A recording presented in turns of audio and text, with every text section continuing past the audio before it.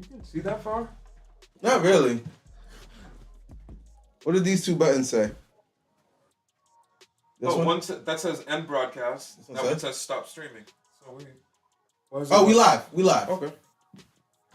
I thought I clicked the right one. It just took a minute, I guess.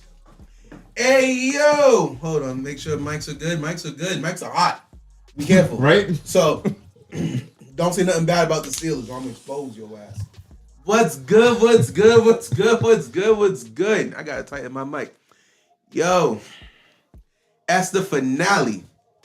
The finale. Can you believe that? Last week of the season. Yeah. My team did their job. They're at the top of the AFC. This should be just a week of handling business. Unlike some other teams that need to come down to the last week, 8:30 game. Half of us aren't even going to stay up to finish watching that to figure out if they're going to make the playoffs. Hey, New England. Round of applause. No, listen, the Pittsburgh Steelers got the script, and they knew what they needed to do. They needed Week 18. They needed to make sure, we got to show y'all about Lamar Jackson and how this is our division. We don't want no technicalities into winning the AFC North. We got to let it be known. Hey, we are the kings of the North. Lamar practiced all week this week, okay? He might go today. Listen, you see what this says? See what this says? Y'all see what this say? Terrible towel. All right? You know what you do with this terrible towel? Whip. Exactly. Whipping ass. That's what we're doing. Anyway, put my terrible towel back here. Let y'all know what I stand on tonight at 8 o'clock. If it's a close game for the second half, I will stream the rest of it. A little special extra stream. But what's good? We had some people in the chat already. So let's say what's good to the people who are already talking. We got McThuggins up in here. And we got Maximilian up in here. Hold on, and let me refresh so I could actually see. What? Oh, Diego Rodriguez. What does that towel say? Oh. Well, you know what, Diego? I owed you this. Diego, I'm in a fantasy football league with Diego. And this man beat my ass in fantasy football. I think he had... That sounds right. He had somebody... This was in the playoffs. He had somebody just completely... I stood no chance. He won the championship, so I don't give congratulations often. And I'm not giving you congratulations now.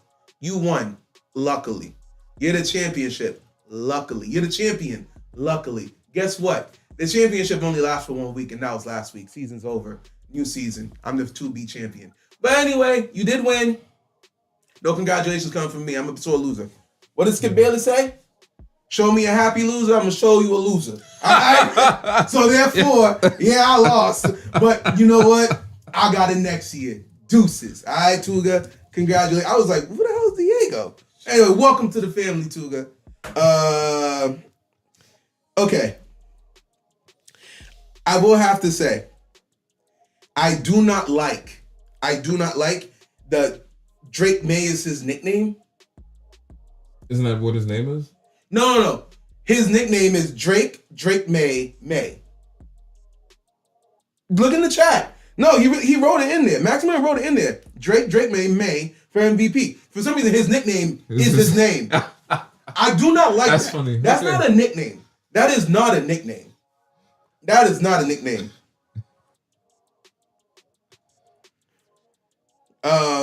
I thought they would have given him some connection to the boy from Toronto there, Drake. No, it really should have been Drizzy May, but then after we should get Drizzy May going. But after, what K-Dot did to Drizzy, I don't know if you really want to be called Drizzy right now. You might be in cell block 1. I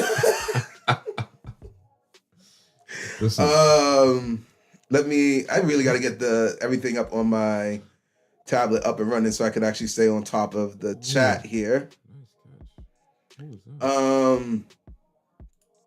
So the 1 o'clock games is not for playoff positioning or seeding at all. Look at this catch. I'm sorry. This is all about... Show me. We're very live here. We're watching the Texans game real quick. All right, go back. Did you go back already? No, it's about to happen. One-handed. Amazing catch. All right, let's see. This is the Texans-Colts game. Woo! Who There is you that? go, white boy. Who That's the is tight that? end. 86. Don't tell me that's not Schultz. Is it Schultz? I don't know. 86 on the. I think it is Schultz. But anyway, All right. Week 18. What do we got on the screen? listen, I'm not hating on Drake. Drake lost. K-Dot killed him. There was a body, and multiple bodies at that. Listen, I'm not hating on Drake. All right, Drake. Drake. No, Max has a point though. You over here worried about K-Dot and Drake. I'd worry about the Steelers and what they have to do tonight. Listen, You want to know a very interesting? You want to know a very interesting stat? I heard this, and this was I don't remember where I heard it. I think it was on ESPN or Fox Sports. I can't remember what it was. Aaron Rodgers has 25 touchdowns on the year, I believe. Okay. Can you double check that for me real quick? How many touchdowns he has? And I'm gonna actually break down a fun, interesting stat about that. 23 touchdowns. 23 touchdowns. Okay. Aaron Rodgers has 23 touchdowns in the season. Do you know how many touchdowns he's thrown when DK Metcalf is not on the field? 0. That's why they went to what's his face last week 3 times in a row. Aaron Rodgers has not thrown a touchdown if DK Metcalf is not on the field. That's the impact of a true number 1 wide receiver. Very true. If anything, people who question if DK Metcalf is worth the money, that stat alone right there is the reason why. Like, DK Metcalf has how many of those? I think he has like 6 touchdowns in the year. Can you just double check for me real quick? Yeah, 6 touchdowns. 6 touchdowns. So that means 17 other ones to other people. Just under 30% of the team's touchdowns went to DK Metcalf. And then the other ones only happen when he's on the field demanding double coverage. That's what you want your QB1 to, your wide receiver 1 to be. Yeah. So, listen. Romeo Doubs is a free agent this offseason.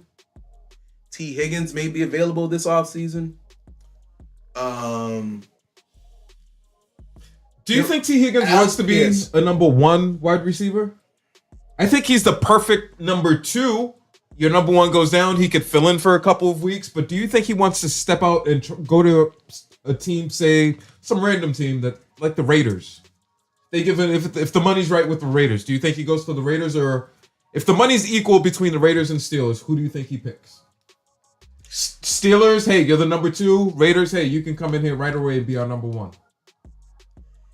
You know what? Something happened for the past 2 seasons that I found very, very interesting. A lot of players end up going to division rivals.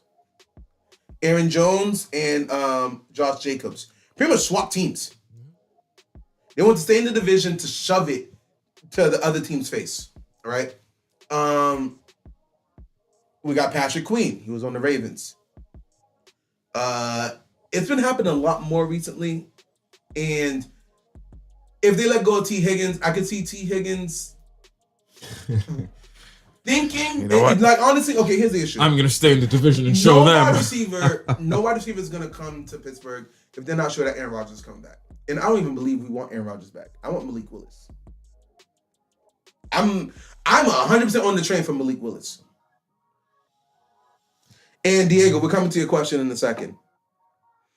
All Malik Willis has done is perform with every opportunity he's been given. Yes. So I think that listen, and mind you, the game that they lost, the turnovers were just bad snaps to him. It was like bad snaps. And he's not the starter. The backup barely plays with the starting center, so they don't have that chemistry. So I could understand why there could be a little bit of mishandling here and there. Give him a full offseason with a team. So the question is, with Malik Willis or Aaron Rodgers, would T. Higgins want to come here and be the number 2? T. Higgins... He would probably prefer to be the number 2 with the Aaron Rodgers combo as opposed to the Malik Willis. I think he'd rather be the number 2 with Burrow.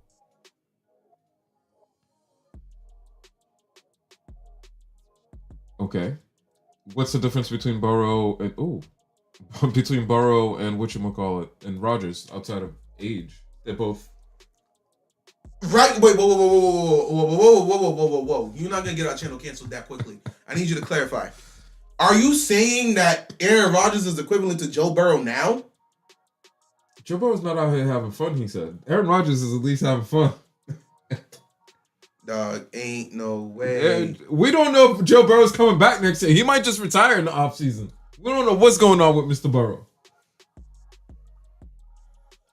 But they're giving an opportunity to play. Point everything you got to say to this man right here. I ain't saying that. I thought I had hot takes this season.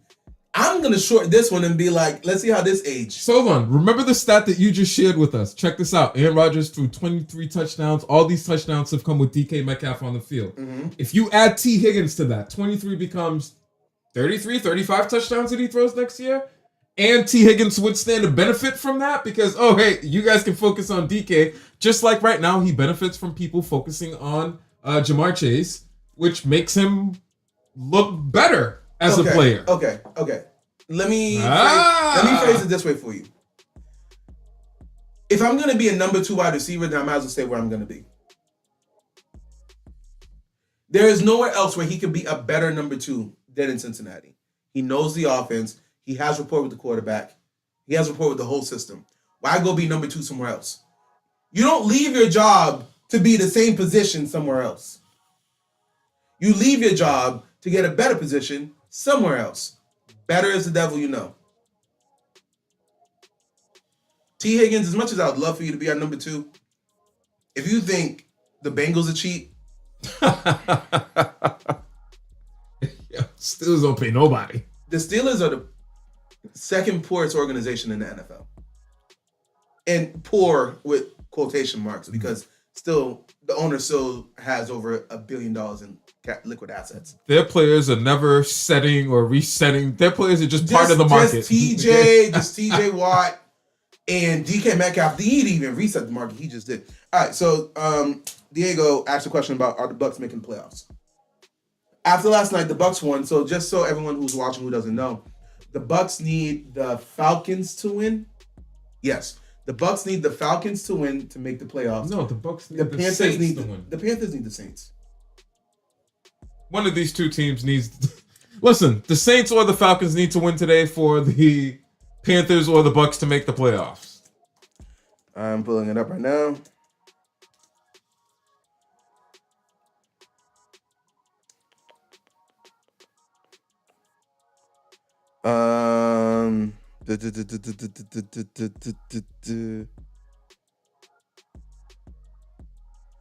The Panthers need the Falcons to win. Okay, Panthers need the Falcons. The Buccaneers need the Saints to win. Okay. The Saints with no Olave. Falcons are favored in this game. the Saints have looked trash all year long. Listen, truth be told, they're two equal trash teams that are playing today. They're equally trash, both of them. Hold on. Before we say equally trash, let's be honest and let's. Did the Saints find their quarterback? They have a quarterback that's improved throughout the year as the season has gone on. I don't know that.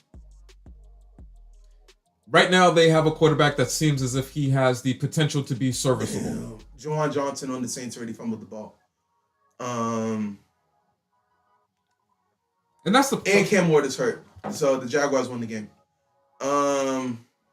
See, that's the problem. You get to that last week of the season, you need other teams to perform to help get you in. It's a very, I just love that it's always a division rival that you need to beat you or to help you. Oh, not even got the leg. Yeah, I completely dropped the ball on that. We just started. We were pre-podding before we started recording, but it's like I think the AFC North.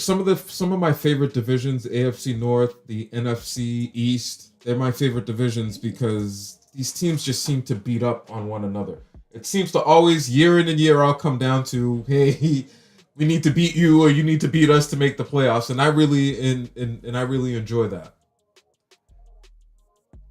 I do. I do like it.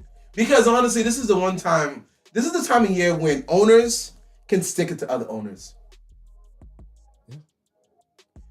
And I don't know if McThuggins is still in the chat. He's a Giants fan. The Cowboys, Eagles, and Giants have been doing stuff to screw each other over year in, year out on week 18 in the draft. Rightfully so. Do you remember the Eagles drafted Dallas Goedert? They didn't need a tight end. They already had one. They just didn't want the Giants. They didn't want the Cowboys to get him. That's what the Cowboys were about. They traded up right before the Cowboys and wasted a pick to get a tight end on something they didn't even need. That's the type of. Listen, I'm telling you right now. If we were both owners, right? Let's say you own the Patriots and I own the Dolphins. First off, we're never trading. I'm sorry. We'd never trade. And Jets, you need to get somebody to screw over the Patriots? I give it to you at a discount. Here you go. Meanwhile, your team is suffering it, but as long as the Patriots aren't benefiting from this, y'all are good. All right, so back to focus on it. Maximum is saying Shuck is going to be the quarterback for next year. I feel like that's a given. He's saying there's no quarterback coming out next year that the Saints, they're not getting Mendoza. They're not having the number one pick. And Nate Moore, at that point, just keep a Shuck and wait for next year. Well, not next year, but the following year. He's improved enough this year to earn a... He didn't start the whole season.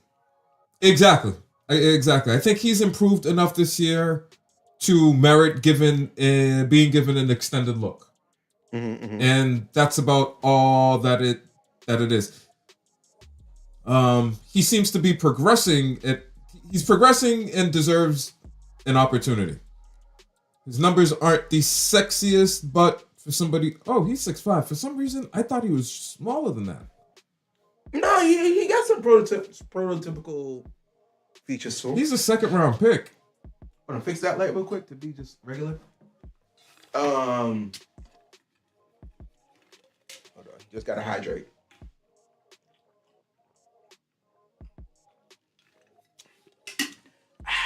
That water, refreshing. Cool beans. Okay, so they got their quarterback of the future now. Right now, and Maximilian, since you're in the chat, Tuga, if you're still in the chat, anyone who's in the chat, definitely drop. By the way, everyone, drop a like. How is Tuga gonna be the first one here and he gonna drop a like before all y'all? That's a shame. You think you're saying he's the quarterback of the future? I think. Well, at least for next year. Next year is his second year. It's his second year, but it's his coming out year. It's the one where he's actually gonna have a full offseason. Full offseason, yep. And everything. They're gonna be like, all right, cool. If you earn us the number one draft pick, your replacement's coming. It's like, no, honestly, in that situation, I really love those situations because as a quarterback, you can't be mad if they draft your replacement. You gave them the opportunity to draft your replacement. Or what? Stay with me now. Teams like the Giants refuse to invest in their offensive line. Mm-hmm. Is it the quarterback's fault that you guys aren't investing in the offensive line to help give me more time to be productive? What pick? So the Giants right now, they're in competition, I guess, for the number one pick with the Raiders. There's like a 7-way tie. The Raiders got the number one pick right now for sure, but there's like a 7-way tie for it. I wish I could see like draft. Oh, there we go. Whoops, it's showing me last year's draft. Okay, I'll figure that out in a second. If you could pull it up, that'd be great. But no, listen. Josh Rosen got them the number one pick. They took Kyler Murray. Raiders, Giants, 1 and 2. Okay, but what's the Raiders record again? 2-14. 2-14. Okay, so the Giants are 3-13. There's like a 6-way tie at 3-13. Take a look. Scroll down a bit. So Giants are 3-13. The Jets are are 3-13. The Titans. And they're about to be 3-14 for sure. Cardinals. Okay, and then the Commanders. Wait, who are the Giants playing this week? The Cowboys. That's what the Giants are playing? Yes. Who are the Commanders playing? The Eagles? You see? And this is where it could get really, really interesting. The Eagles are already benching Jalen Hurts. And we got to talk about that. Because there's... For what? What has he done? Hold on. Let me... Nah, actually, you know what? That was too raw of an emotion. Danilo, what you got to say on that? What does he need to be? What does he need to sit for? That team. There's absolutely no reason why Jalen Hurts needs to be sitting and resting in week 18. You see, that's the problem with some of these younger quarterbacks. They're getting special treatment for average performance. Mediocre. They're getting such a treatment on based off of, well, that's what you did for that's what that team did for their star player. Why can't you do it for us?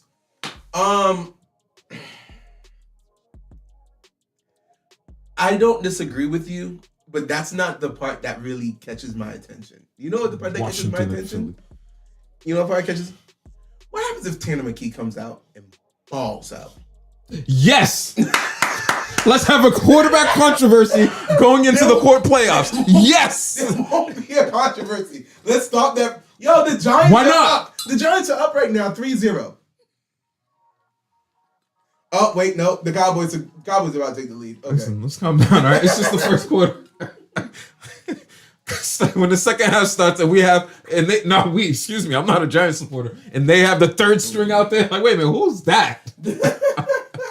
But, yo, listen, I don't know if this is necessarily going to be, depends on how good Tanner McKee looks. He comes out, he goes 17 for 25, 275 yards and 3 touchdowns. No interceptions. And the offense looks like it's humming? And the offense looks amazing. It's like, wait a minute. Isn't this what it was supposed to look like during the year? Whew. I would not want to be Sirianni. Because you know that question is going to come up. 3 weeks ago, they were asking, are you going to bench Jalen Hurts? AJ Brown goes for $150. Javonte Smith hits you with another 75 yards. AJ Brown's on the sideline, locked arms with Tanner McKee. Like, yo, this is how it's supposed to go. Yeah, they're on the sideline reading the book together. He's like, yo, can you see that? And you know what? When they interview on post-game conference, when they're talking to Tanner McKee, so AJ Brown got like 150 yards, 2 touchdowns. It looks like you guys and him were sync. He was like, yeah, he's always open. Yeah, my job's easy. I just throw it up there. He does all the heavy lifting. God, I see what you've done for other people. Mm-hmm. Please. Watch this. I would love that. Watch this. I would love it. That is already my hot take. The next year, the Eagles, the Bills going to have to come due. They're going to have to pay the piper next year. Okay? Everything that we've been seeing and telling them about all year long, next year it's going to come due, and it's just going to be a complete catastrophe in Philadelphia next year. That's my Oh, it's gonna come. Yeah, so you saying it's gonna come to a head next year? Yep. I don't know necessarily how it's gonna come to a head, but I do believe this is the last year for AJ Brown in Philadelphia. Well, to be honest, you love the talent, and he's still talented enough where usually when they say we'll deal with your issues because you're the talent, you're worth that talent, but you are causing too much animosity between you and the quarterback, and I believe. He's causing the quarterback's inability to be a quarterback. Yeah, but don't call him out. You're calling him out week in, week out. Hold on. That's a locker room filled of 53 people, over 50 players who all believe that they're alpha and they're the man. Okay, agree. And I do believe that the offense agrees with AJ Brown. Okay, all right. But remember we've actually had this conversation multiple times this season. When you have a franchise quarterback, you can't let him go. If one gotta go, who you letting go? AJ Brown or Jalen Hurts? Don't ask me because I'm trading Jalen Hurts. Yeah, give me a second, a third, and a fourth for him. He's yours. This year? Not necessarily this year, but let's okay, let's but figure out. Those two cannot be in the locker room next year. Those two cannot be in the locker room next year. It's going to be much more dysfunctional next year if AJ Brown is in. The offense is still looking the same because that's Jalen Hurts' capabilities.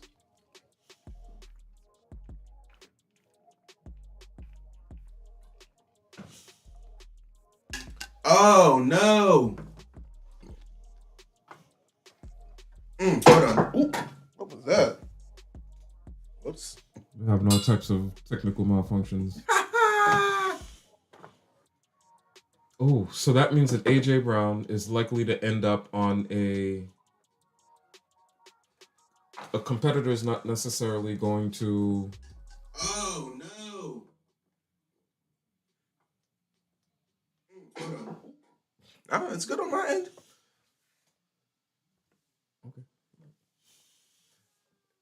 What are you gonna give up? Go to mine. Okay, go. What would you give up for an? So first of all, what teams need an AJ Brown to get over that hump? You would want to pair AJ Brown with a younger quarterback these days. So you mean what team would trade for AJ Brown? Yeah.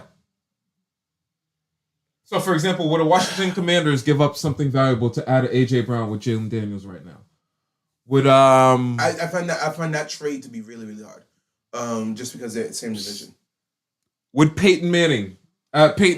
Sean Payton with the Denver Broncos right now give something up to give his young quarterback a weapon like an AJ Brown to help get him out of these one-score game situations that right now? As much as I don't like or agree with as much as I don't like or agree with Cortland Sutton being as great as he is, he's good enough. That offense, listen, they're not a wide receiver is not the cause of their issues for the Broncos. Okay. Pretty much is what I'm saying. The Saints, Olave and AJ Brown would be great. You give your young, still not fully developed quarterback a couple of steady weapons, kind of like what they did with Joe Burrow. Hey, we got Jamar Chase. We're gonna go get the homie. If it doesn't work, then whatever rookie comes in next year has Olave and AJ Brown to throw to. Fits both a short-term and long-term need. Yeah. I'm seeing more of these. What happens if this game ends in a tie? I think the Panthers get in. Look at the work that needs to be done for you bum-ass teams that shouldn't really be in the playoffs anyway. Okay, we got to figure out what happens. You want to know something really interesting? Here's something really, really interesting. The Steelers and Ravens, if it ends in a tie, the Steelers get in. So the Steelers won more in the division? Why? What do you mean, why? Why would they get in with a tie? Because they have a better division record. Oh, okay. Okay. So, and someone was talking about, I could see Mike Tomlin. They're going over, they tied it, they're down one and whatnot. Instead of going for a field goal or some, like, they could get a touchdown, and instead of just kicking the field goal to tie the game or to win the game, they're just like, oh, we'll go for a fourth down. We'll end the game in a tie. Still make it. We're going for the win. I still can't believe that both the Steelers, the Ravens, and the Cincinnati Bengals all went 3-2 within the AFC North.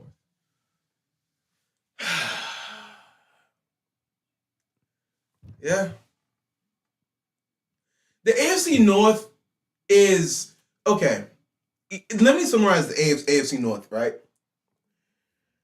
The Browns are dysfunctional. They just are, okay? And as much as we like Shador, as much as you want to give Shador one season, Shador, it seems to be a project, right? I can't necessarily go ahead and say Shador has done so much to guarantee himself the starting role next year. He deserves more of a chance to win the starting role next year than he did this season. But he doesn't know, like, it's not like obviously he deserves to be the starter next year. No, you're correct. He needs an extended look. He needs a full offseason to work with the first team, develop some chemistry with the wide receivers, even with the coaches. I think he needs some better play calling. Maximilian said second and the fourth for AJ Brown. But Maximilian, what team? Give us your teams. The Saints can't do it. They don't got the cap space for it. Damn. Second and fourth. Do you think the Bills could try the star wide receiver again route with AJ Brown?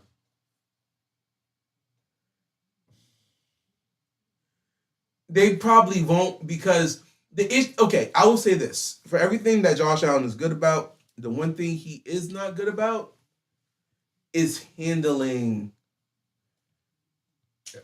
true number one wide receivers. Yeah, or not even just true number one wide receivers. Just I'm not saying he's a bad leader. But I don't know if he's able to handle the different personalities in the locker room. I think he's too, like sometimes a quiet leader can still be a leader by example, whatnot. But the thing is, that quiet leader sometimes needs to step up and be like, shut the fuck up, sit your ass down. Josh Allen doesn't seem to have that type of energy. Because I feel like, and again, I do think Stephon Diggs got really the bad end of this because he just got seen to be such a toxic player when I don't really think he's that much of a toxic player. He seems to be doing everything that he's supposed to be doing here in New England, with the exception And he did it in Houston, too. In Houston as well, yeah. Whoosh. Interception return for the Browns. Oh, that touchdown by Bijan was taken off the board? Damn, I'd be tight.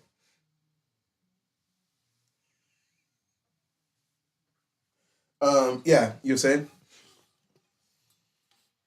Can the Bills, should the Bills go after AJ? Yes, they should. Should the Bills go after AJ with the possible locker room clash that could happen? Because if AJ Brown's calling out Jalen Hurts, who's actually won the Super Bowl and Super Bowl MVP, what do you think he would do? He's to Josh less Allen? likely to have that problem with Josh Allen because Josh Allen seems like he wants to air out the ball. Josh Allen wants to his throw the ball. offensive coordinator don't.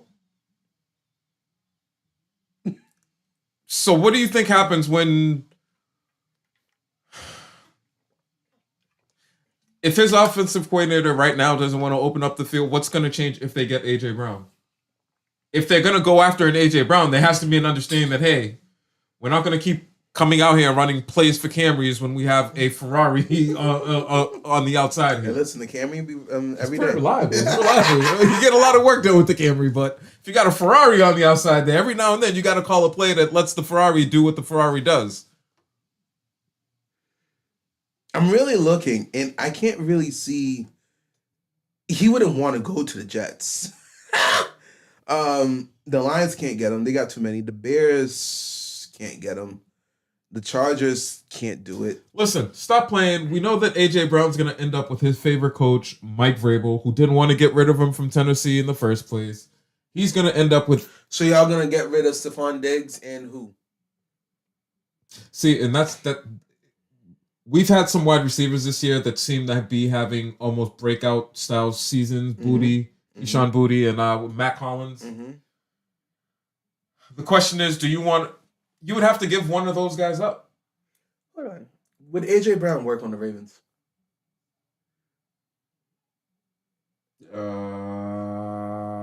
Chat? You know, Zay Flowers reached 1,000 yards receiving this year, which is... Did he really? I'm shocked. I'm shocked. Did he really? That's interesting. That's honestly very shocking to me. I think if you add AJ to the Ravens, you open up some running lanes for Lamar Jackson, and you allow Zay Flowers to be a bit more productive number two. Zay Flowers is not number one. I agree with that. He's not number one. You extend Derrick Henry's life a little bit because now they're worried about AJ. You think he's coming back? I know they signed him to an extension, but I thought it was like void years or whatnot. Why wouldn't he come back? Right now, the Ravens are the best situation for Derrick Henry. Well, despite the fact that you have an aging quarterback who probably isn't going to be running as much as he has in the past, but I think that the Ravens give him the best opportunity to extend his career, where he doesn't have to get the ball 25 to 30 times a game. That wear and tear, I get it. He's a big boy, but that's still a lot of wear and tear on your body. You stay with the Raiders, they presumably, let's say they go after an A.J. Brown. That takes even more pressure off of you. Now you're, say, 10 to 15 carries a game.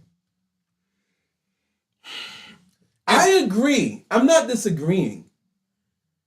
I just... Okay, I guess this is where my hesitation lies.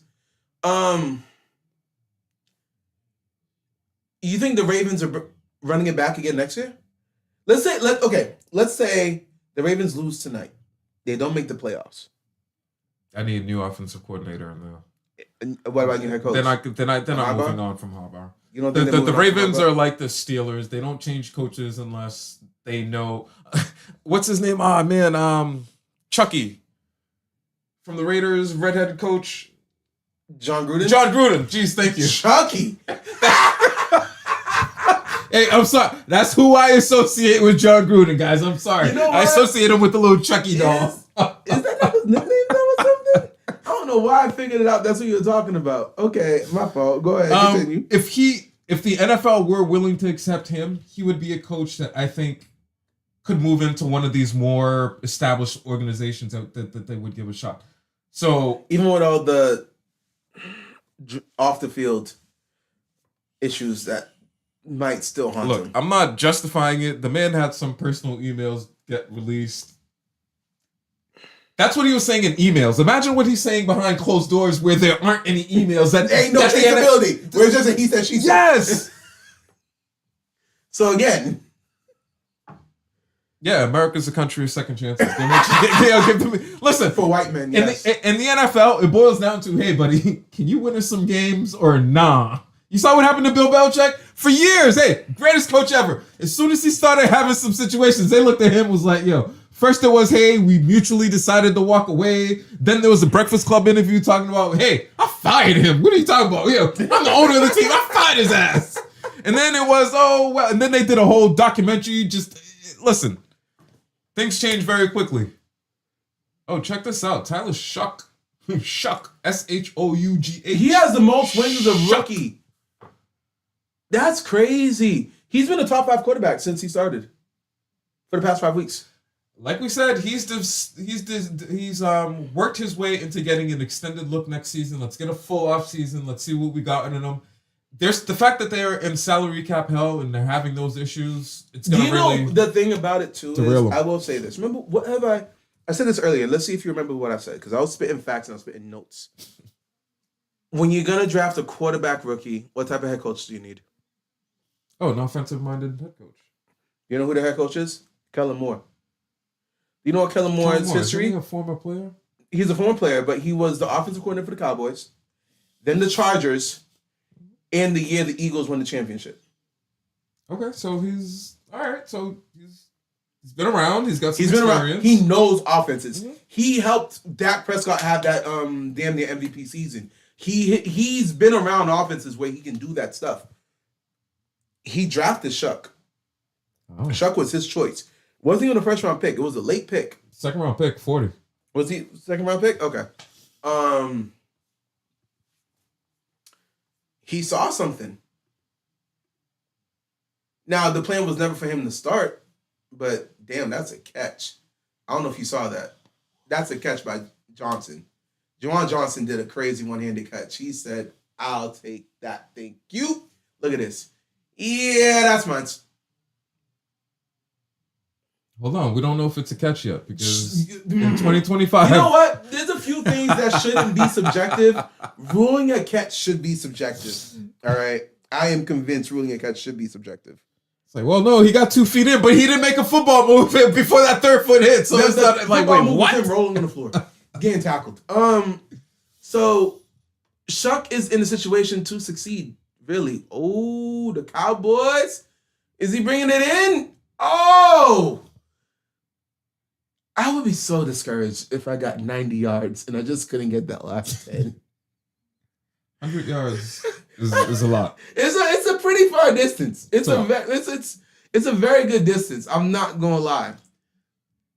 It's one thing if you were just running a straight 100 yards, but you're running 100 yards trying to avoid you're trying to avoid your head. You know, that linebacker, he's really trying to hurt you. Like you being shifty with it. So listen. Getting to a top speed is not the hardest part. It's maintaining the top speed. That's why they actually say, like, humans versus animals. If it was a marathon, we'd beat animals in a race, even if it was a cheetah or whatever. They max out at their top speed. They don't hold it quickly, but they don't hold it for very long. Animals don't really do I'm gonna pace myself. They don't have that mentality. Maybe because it's fight or flight. Like, if they're running for their life, they're running for their life and they're gone, just like we would. But if we can actually pace ourselves. But anyway, that's nothing. This concludes the National Geographic Hour with us.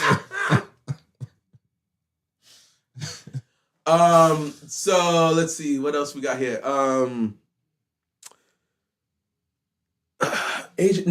Where do you see AJ Brown next year? For real. For real. I am 100% certain AJ Brown will not be with the Eagles. Okay. Where he's going to end up, that's a little harder to do. Could the Dolphins call him? Tyreek is gone. Maybe he's gone. He's just injured. Well, they said they're not going to. This is technically the last year of his guaranteed money. They could cut him here, with very minimal penalties. Does he fit McDaniel's system, though? Because now the question is, McDaniel's system, has it ever truly been realized? I mean, that was a question I was thinking about this week. Did McDaniel make his system, choose a system that worked for Tua? Or did Tua really work really that well and that was truly McDaniel's system? Because if it was, then why isn't Tua working out now? Well, one could point to the injuries that he's had. The concussions have knocked him out of being yours came in and looked pretty decent and good in the system. Yeah. He ain't doing nothing to deserve to confirm that he should be starting next year. I mean, they won their last game against the Bucs. Yeah, okay. A lot of teams beat the Bucs. They're 2-7. The Bucs are a potential playoff team.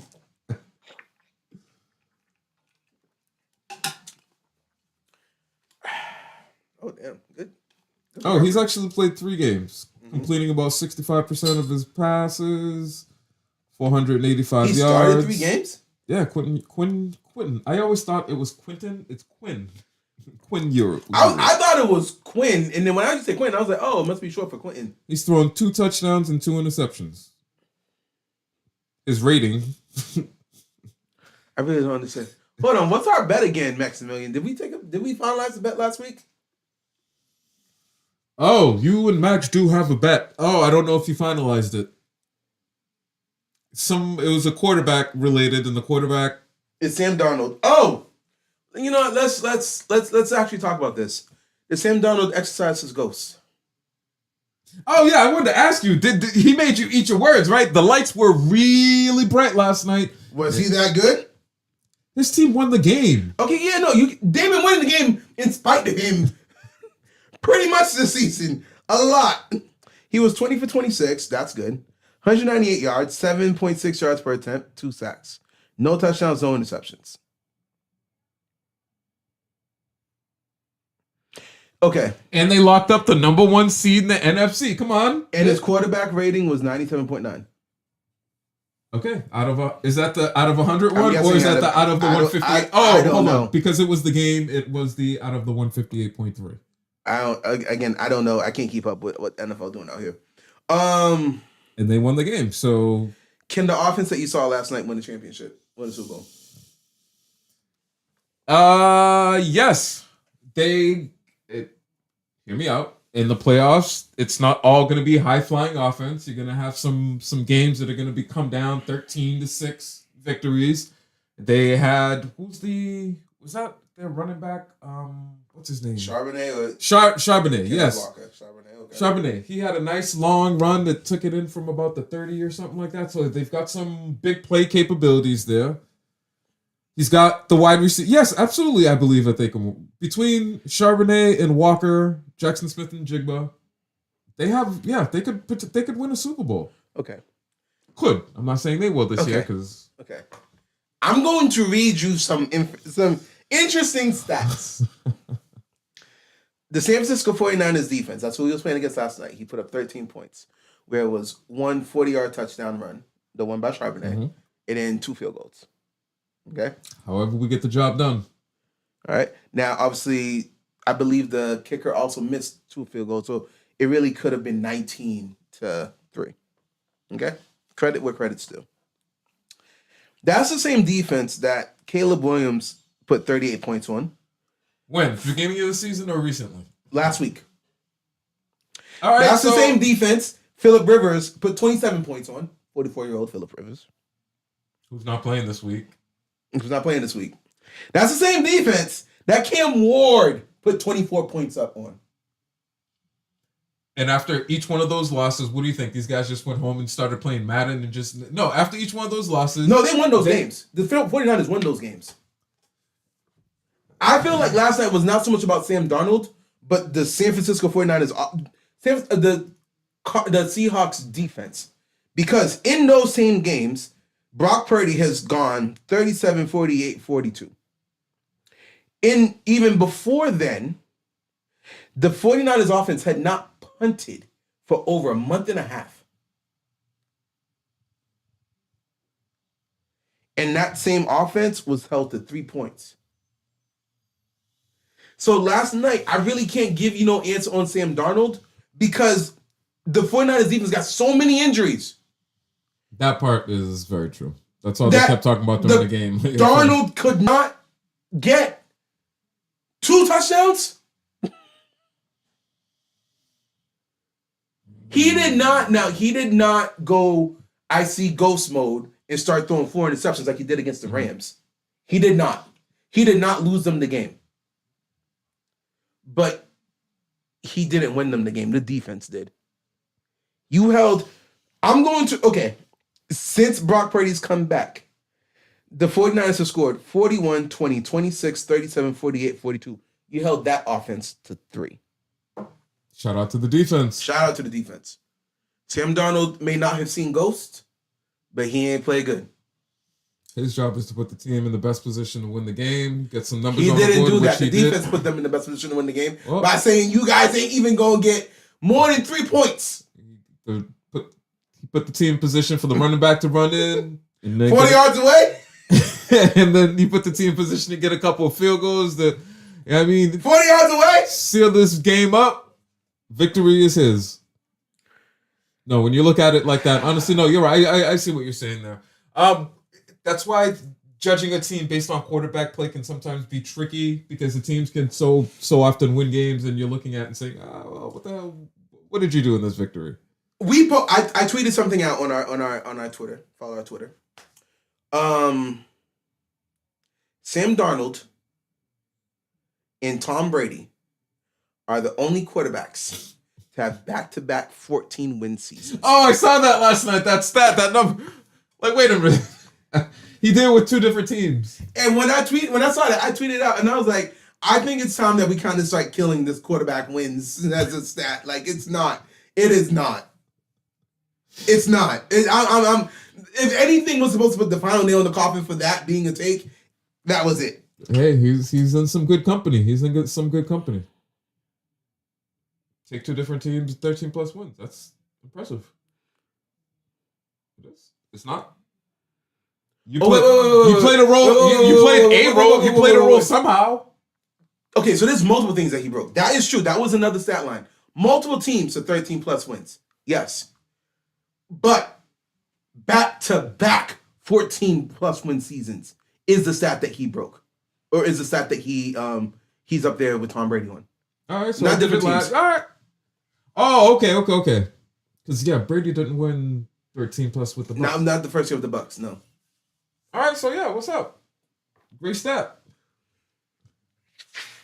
Yo. It's like ready when they're announcing, hey, the only NFL player, just like Tom Brady, was able to win 13 plus wins in back-to-back seasons. That's a stat. He's going to be able to live off of that. I need to Google something. When they're announcing him, I gotta Google something. when they are announcing him for. No, he's not. I don't know if he's gonna make the Hall of Fame. Well, unless he goes on an unbelievable run with Seattle here, I don't know whether or not he's gonna be a Hall of Fame player. But they can always announce that. Analysis paralysis. We'll take the good stats where we can get them these days. You got it? Question for you: if Sam Darnold gets them to the playoffs again next year, would you give him a long-term deal? Sure, he could get a long-term deal. What are the numbers we're talking about now? Because before we started recording, we were talking about, hey, franchise. So for a player, no questions, he is a franchise player. Someone like a Patrick Mahomes. Mm-hmm. What's his salary? Is he what's his? He's not a good example his because pay rate is whatever he wants. That is Pat Mahomes. Let's take Joe Burrow just got paid. What's he making? He's making over 55. So what you're saying is, do I want to take, say, $56 million a year and give that to Sam Darnold? Oh, next year it's not going to be 55. Next year it's going to be 60, 62. Yeah, because Dak is at 60. Oh!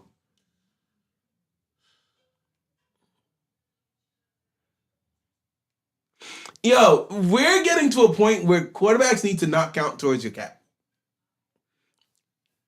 It's just what it is. Hey, you saw what Bomber of the NBA did? He got sick and tired of the NBA salary cap. He gave Kawhi Leonard a job. Money on the side. Damn, go plant some trees for me for like $20-something million a year. Okay, so NFL, here is an approach. Or whatnot. Oh, hold on. What? Okay, so Sam, Max, we're gonna have to go back and take a look at the bet. I need to see what the true definition is for the bet, whatnot, because that offense last night is not making it to the Super Bowl, and they're gonna be a one and done team. Hold on, listen. You need to put some respect on the Seahawks. They had a great season. In the last 7 games, he has thrown 16 touchdowns, 16 interceptions. Oh, it's a team sport. That's a fumble.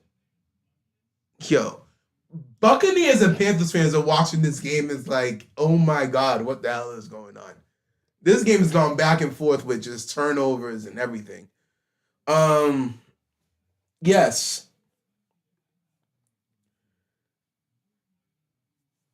Let me take a look at, because I really need.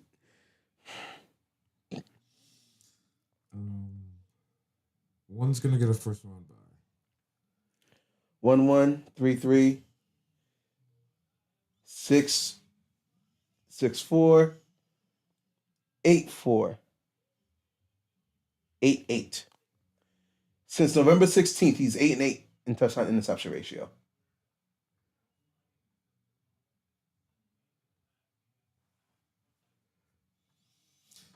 He is not a franchise quarterback, but he is a serviceable NFL quarterback. He's fine.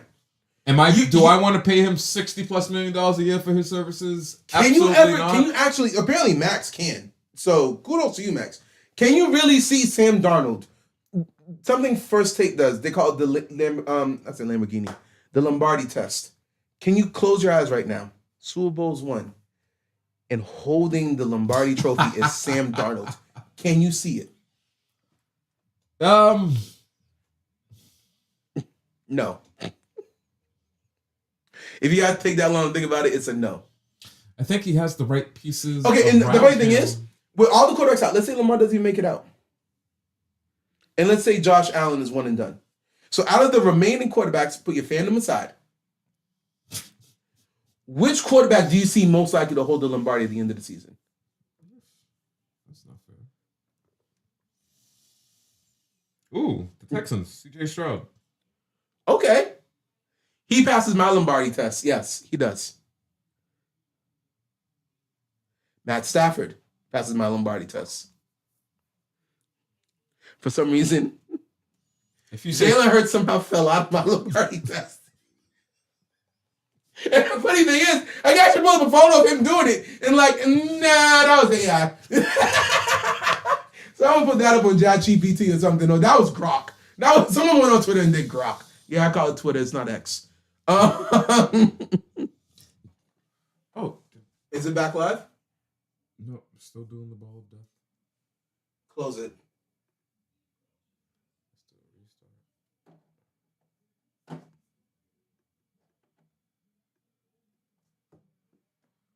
Oh, yep, we're back live. That is very all right. Technical difficulties. I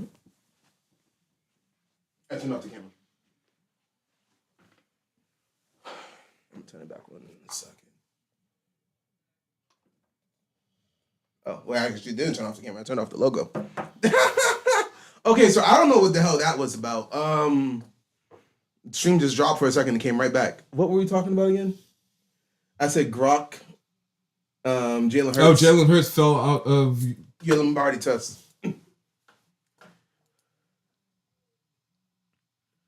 That's a fumble. Oh my God, that's a Tuck rule all over again. That was a fumble, not a pass.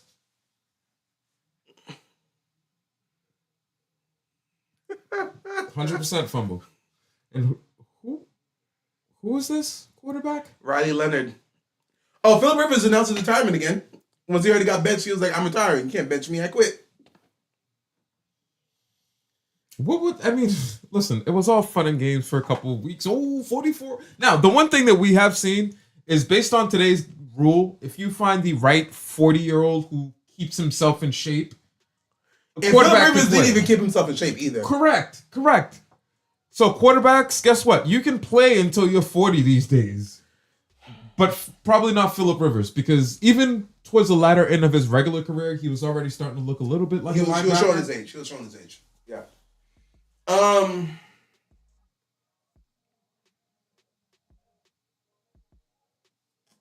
We were talking about Sam Darnold. And whether or not he looks, if you close your eyes, you can see whether or not he is even a Super Bowl winning quarterback. And I think the Seahawks as a whole have the pieces that could win a Super Bowl.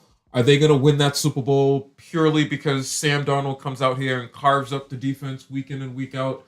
Absolutely not. He'll give you one. He will be the reason that you win one or two of those games.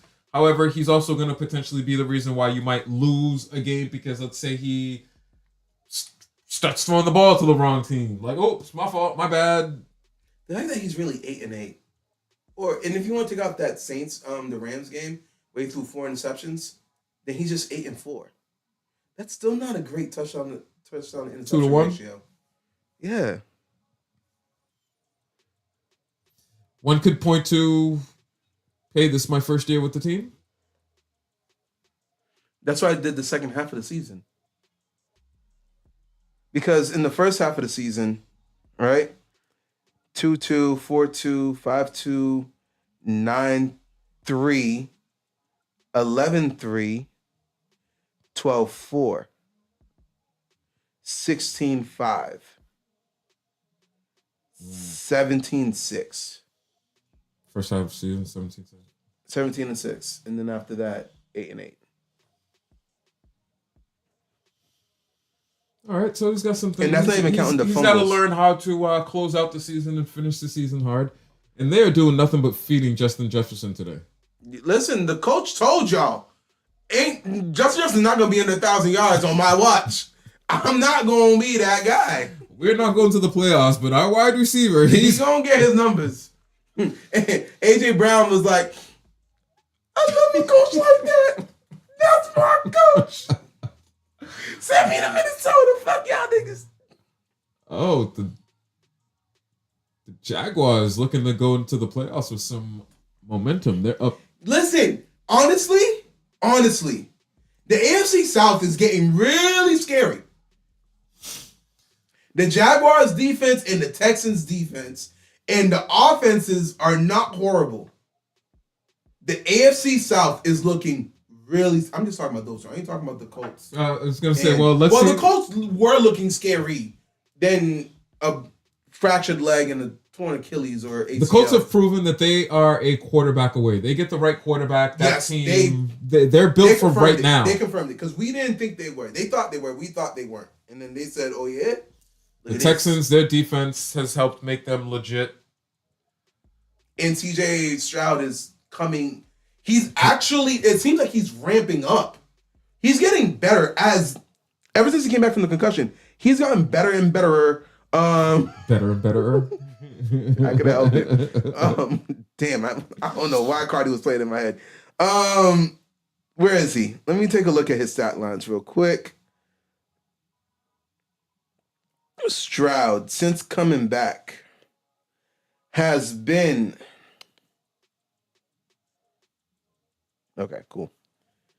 0-1, 1-1, 4-1, 5-1, 7-3. And he just got a touchdown today, and he also rushed one. So 9-3. 9-3 since coming back from the concussion.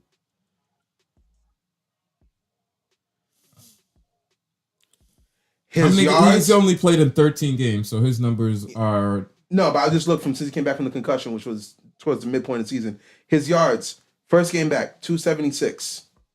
Then 203, 260, 187, 244, 123. Well, 123 is today. Sorry.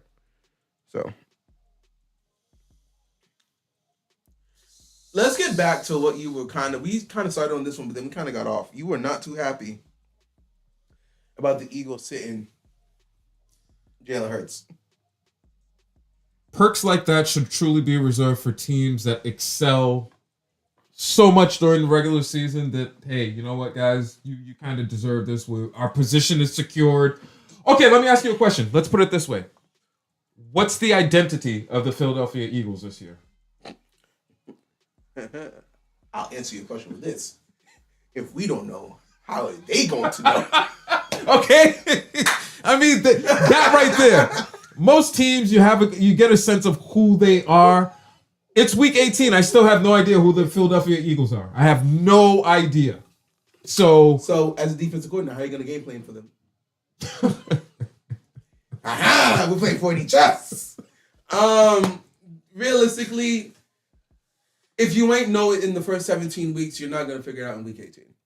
And that's why I'm not a big fan of theirs this year. It hasn't looked the way that it's supposed to, given the pieces that they have, and so for me, it's a lost year. You haven't done enough as a quarterback. Well, they've earned the top 3 seed. That's a team. As much as I hate to say it, they can, even with a loss, they can only go as low as number 3. All right, cool. That's a team victory. You know what? I'm finding my older players on the team. Hey, you get Sunday off. Hey, you get Sunday off. All right, Jalen Hurts is one of the older players on the team. What? Is he not a veteran? A veteran by what?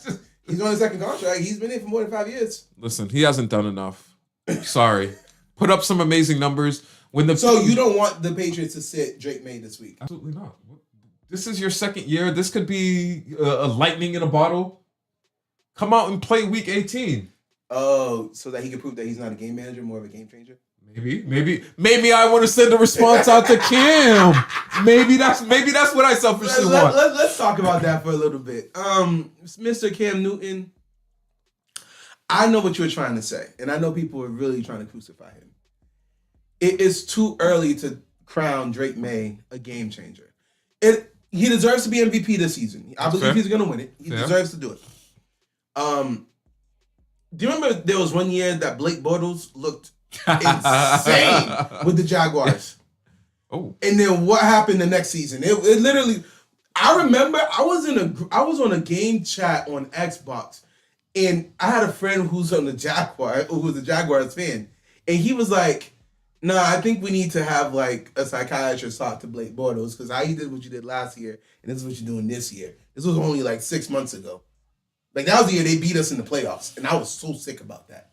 And then seeing them how they came out the next year had me even more sick. So in my mind and in my world, and we don't live in my world, I live in this world. No one should be labeled a game changer in 1 year. Okay, that's fair. Now, where I do counter Cam, Drake May did not get Gerard Mayo fired. Because he kind of said that, Gerard Mayo don't even have a job this year or whatnot. So it's more of a Josh McDaniels making him look good than really him because he couldn't protect Gerard Mayo. He did not get Gerard Mayo fired. No. Gerard Mayo wasn't given a fair shot from the It was a lost season. Listen, Vrabel called Robert Kraft and was like, I'll be a head coach next season if you need one. I can work with Drake May. I'm pretty sure that's what it was. So with that being said, Cam, I understood what you're saying. He has nothing to do with the Gerard Mayo aspect of it. And I could understand where you're like, he's in a really well system that can really help him. And you're giving more credit to the system than you're giving credit to the quarterback. You know what? I get it. I'm not going to knock you for having that take. And that's just all I have to say. I'm not going to knock him for having that take. When you're just trying to say, like, the system that he's in is a really great system. And we all know this. Josh McDaniels, we know, is a great OC. And the best thing for Drake May is that there is not an owner on this planet that will ever hire Josh You need McDaniel to be a head calm down. coach. You need to calm down. Subject to his performance over these next couple of years with a Drake May. What head coach? Okay, let's look at Josh McDaniel's coaching experience other than OC. So you don't think that he's still continued to learn anything new? He went to the Broncos, got fired. All of these coaches, okay, so good conversation here. We usually judge coaches, especially winning and successful, these winning and successful head coaches, based on, hey, who came from your tree? Because every single time you have a coach that's successful and does it over a period of time, you start looking at their tree. And guess what? Bill Belichick probably has the worst track record of coaches from his tree. Oh, he does. Part of that is because each of these coaches went somewhere and they tried to be mini Bill Belichicks instead of taking more of what they've learned and figuring out how they could implement that. And I think Josh McDaniels suffered from that. Hey, I'm going to go around. Number one, Bill Belichick's never been described as the guy who would walk into the room and just drop his rings on the table type thing. Mm-hmm. However, that's how his coaches underneath him carried themselves. If they walk into a room and they put the rings on the table, shut up, Jerry. Look at these rings I got. Just do what I say. Bill Belichick has some leeway to do that. You guys aren't proven yet and can't do that. So okay. I think everyone from his tree suffered from that. Hey, we're going to go somewhere. We're going to try to be mini Bill Belichicks. Nope, it's not going to work out for you. No, I agree with that. I truly agree with that. I don't question it. But Broncos failed. Colts, remember when he was supposed to be that Colts head coach? And then just left them on red? He changed his mind. You never change your mind? You never cool. wake up one morning and say, you know what, I'm going to have some... Okay, cool. You don't change your mind? I change my mind every day. Okay, yeah. All right, cool. Yeah, keep going with that. See how that goes when you stiff a billionaire. And then he went to the Raiders. And that one is... Now, maybe it doesn't look as bad with how the Raiders are looking right now under Pete Carroll. But... Now, just think about it. Had the Raiders not jumped the gun, he could have been reunited with Tom. As an owner. Yeah. Not a player. Well, no, not as a player, but as an owner. Okay. They know and the point of me mentioning that is, hey, two people who kind of understand each other, understand the game, could they combine their knowledge and maybe find somebody else that they could bring into that fold and help develop and help get the team where they need to? The funniest NFL storyline to ever come up would be for Tom Brady to get Bill Belichick hired to coach the Raiders. I recently heard that, and I'm for it. It went from Bill Belichick being your coach to you being Bill Belichick's boss. Yeah, that's how life. That's the way he shakes it. Listen. The only two quarterbacks. This is a compliment for Drake May. Okay, the only three quarterbacks that Josh McDaniel has ever really coached up well is. Ooh, look at Tyler Shock. Is Tom Brady. Tim Tebow. No, he didn't coach up Tim Tebow well. They won games. They made the playoffs. Yeah, he got fired during the offseason. See, here you come with these alternative facts. Alternative facts? Listen. We both got facts. He made the playoffs, and then he got fired. I know you're a Patriots fan, but where's the red hat at? I ain't know. Oh, it's in the dryer.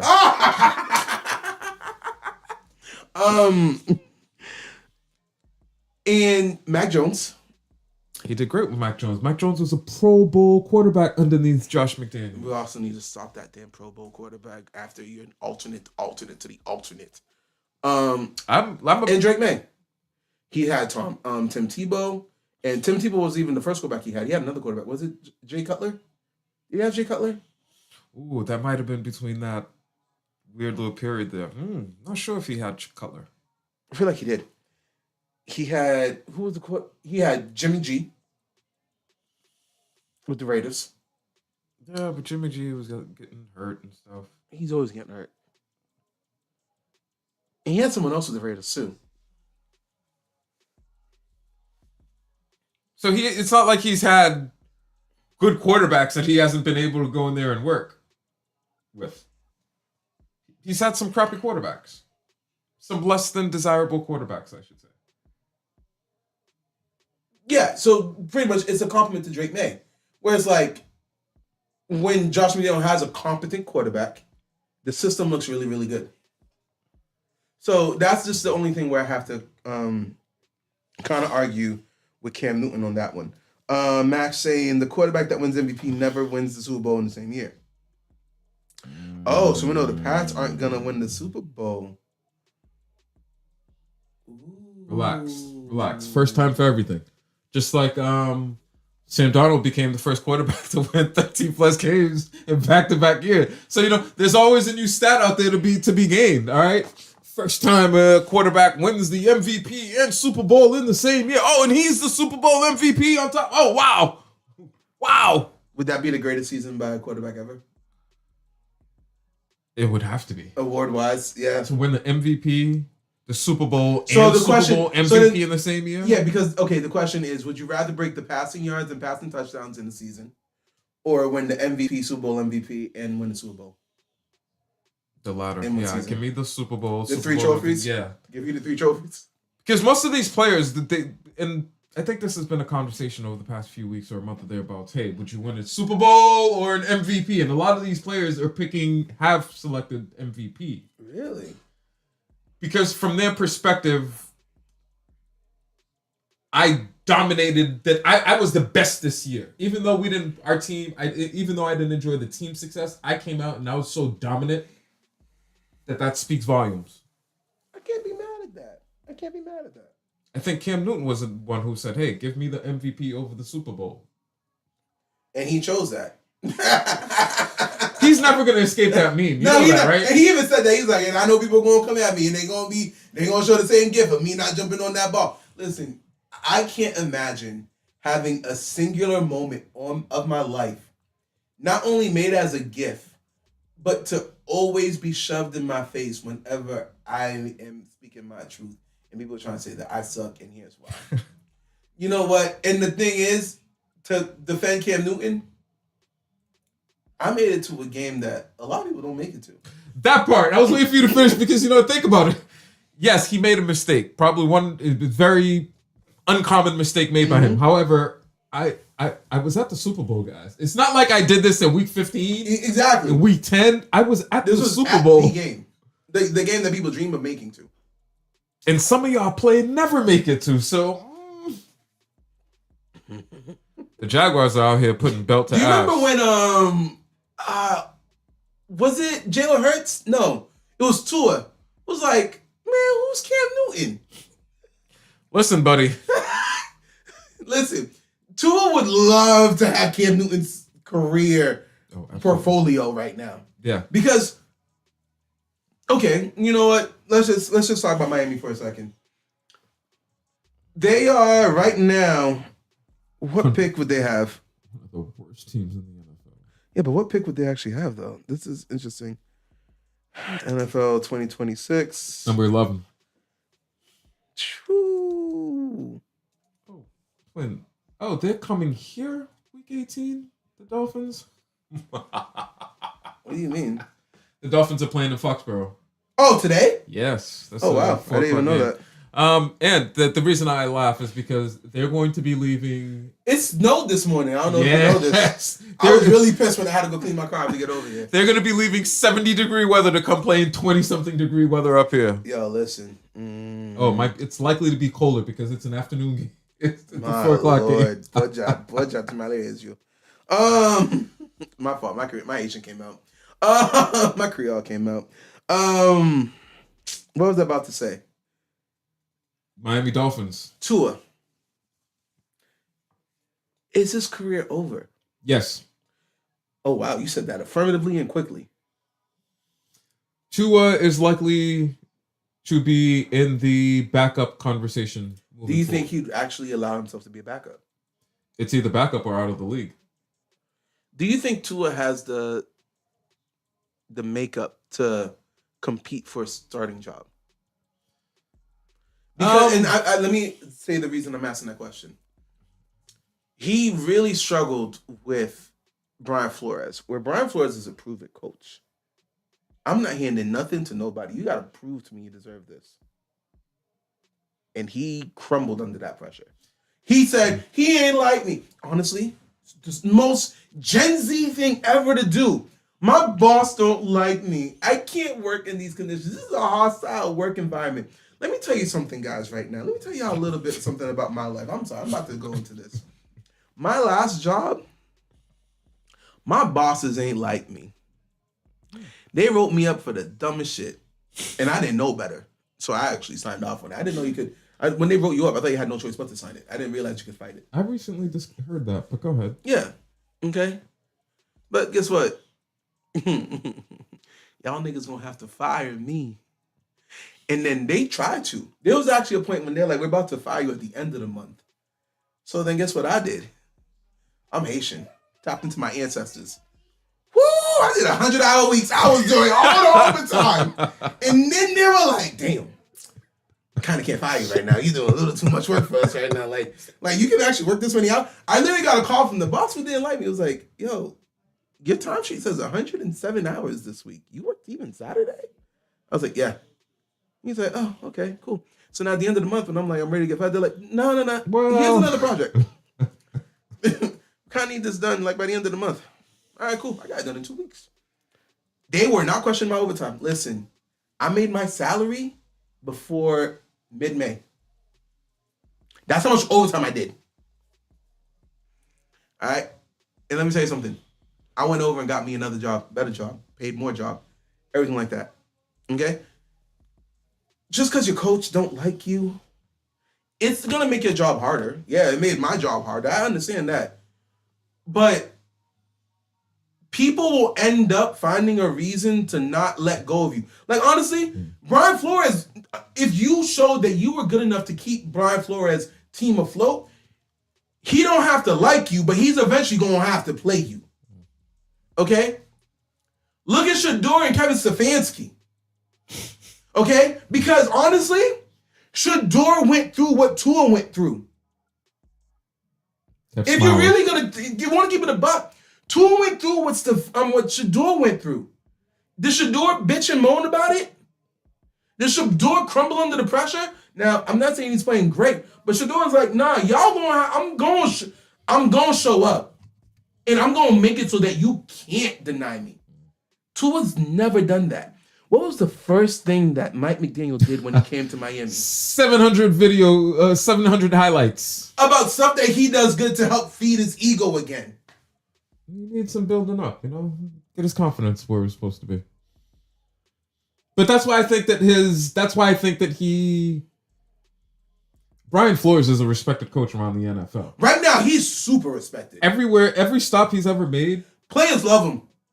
Okay, so only one player ain't like him. And we see how things are working out for that particular player right now. So I think, listen, today's modern day younger athlete, they need to be coddled a little differently. Not all of them, but there is a good chunk of them that need what Tua got, which is, hey, boost up my confidence and my ego so that I can perform well. Those players don't deserve to be coached by a Brian Flores. They don't. Brian Flores needs some old school players that every day he can come in and ask you, hey, did you prove yourself today? Why should you be here? Why do you deserve to be here? Hey, I can go down the street and find other players. Why should you be the one to be here? And then have that player use that as motivation to go out and practice like hell or perform like hell. Do you know the second part of that whole lawsuit or whatnot, where they wanted Tua? We obviously know he didn't want Tua. Do you know who he did want? Tom Brady at the time, wasn't it? No, it wasn't Tom Brady. It was Justin Herbert. When they were talking about drafting quarterbacks, he was like, Herbert is the guy to draft. Can you imagine if they had Herbert in Miami with Tyreek and Brian Flores as the coach? Hold on, would they have needed to go and gotten Tyreek for? They would have needed somebody to add to Waddle. Yeah, Waddle. Yeah, Miami would have been a team. The AFC East would have been a very scary division. They've been very competitive. Oh my gosh. Very, very competitive. Because right now, the Dolphins are essentially in rebuild mode. Yep. The Jets are in rebuild, kind of figure it out mode. And the Patriots and Bills are the only two teams that are in competitive mode. So, all that to say, the same type of player who needs you to feed my ego to make me feel like I'm worthy of being a quarterback. Damn. Oh my God. You see the Giants? Damn. Yo, what are y'all doing? Yeah. What are y'all doing? McThuggins Nuggets is crashing out right now. He is crashing out. Yo, I need him back on. I need him back in the chat.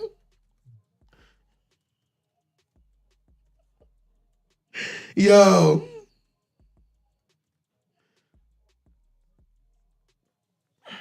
That was an amazing play. I'm like, yo, wait a minute. Third and whatever it was. Like, look at this. It was a little underhanded pass. Like, oh, they're gonna stop him. Oh, wait a minute. No, he's gonna score. Listen, Giants, if you guys mess this up, like last year, in the year before that. What was I saying? Yeah, no, for a quarterback who needs that, he would never thrive if he goes in and they're told you got to win your job.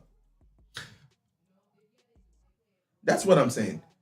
No matter where he goes, we have to agree. No matter where he goes right now, he is going to be competing for the starting job. There is nowhere he could go right now that he would just inherit it. Undoubtedly. If he went somewhere where the coach has been stable and has been there and there's no real threat of this coach losing their job, which I don't know. I feel like Mike Tomlin and the Pittsburgh Steelers was the example that would have immediately jumped up. But even him, they were calling for his job this year. If he went somewhere where he and the coach got along and the coach had some stability, he could potentially be serviceable. But okay. I don't fully see it. I see him as what coach can be in a real comfortable position where they need a quarterback? If a coach needs a quarterback, then usually their position is kind of uncomfortable. Yeah. I'm with you there.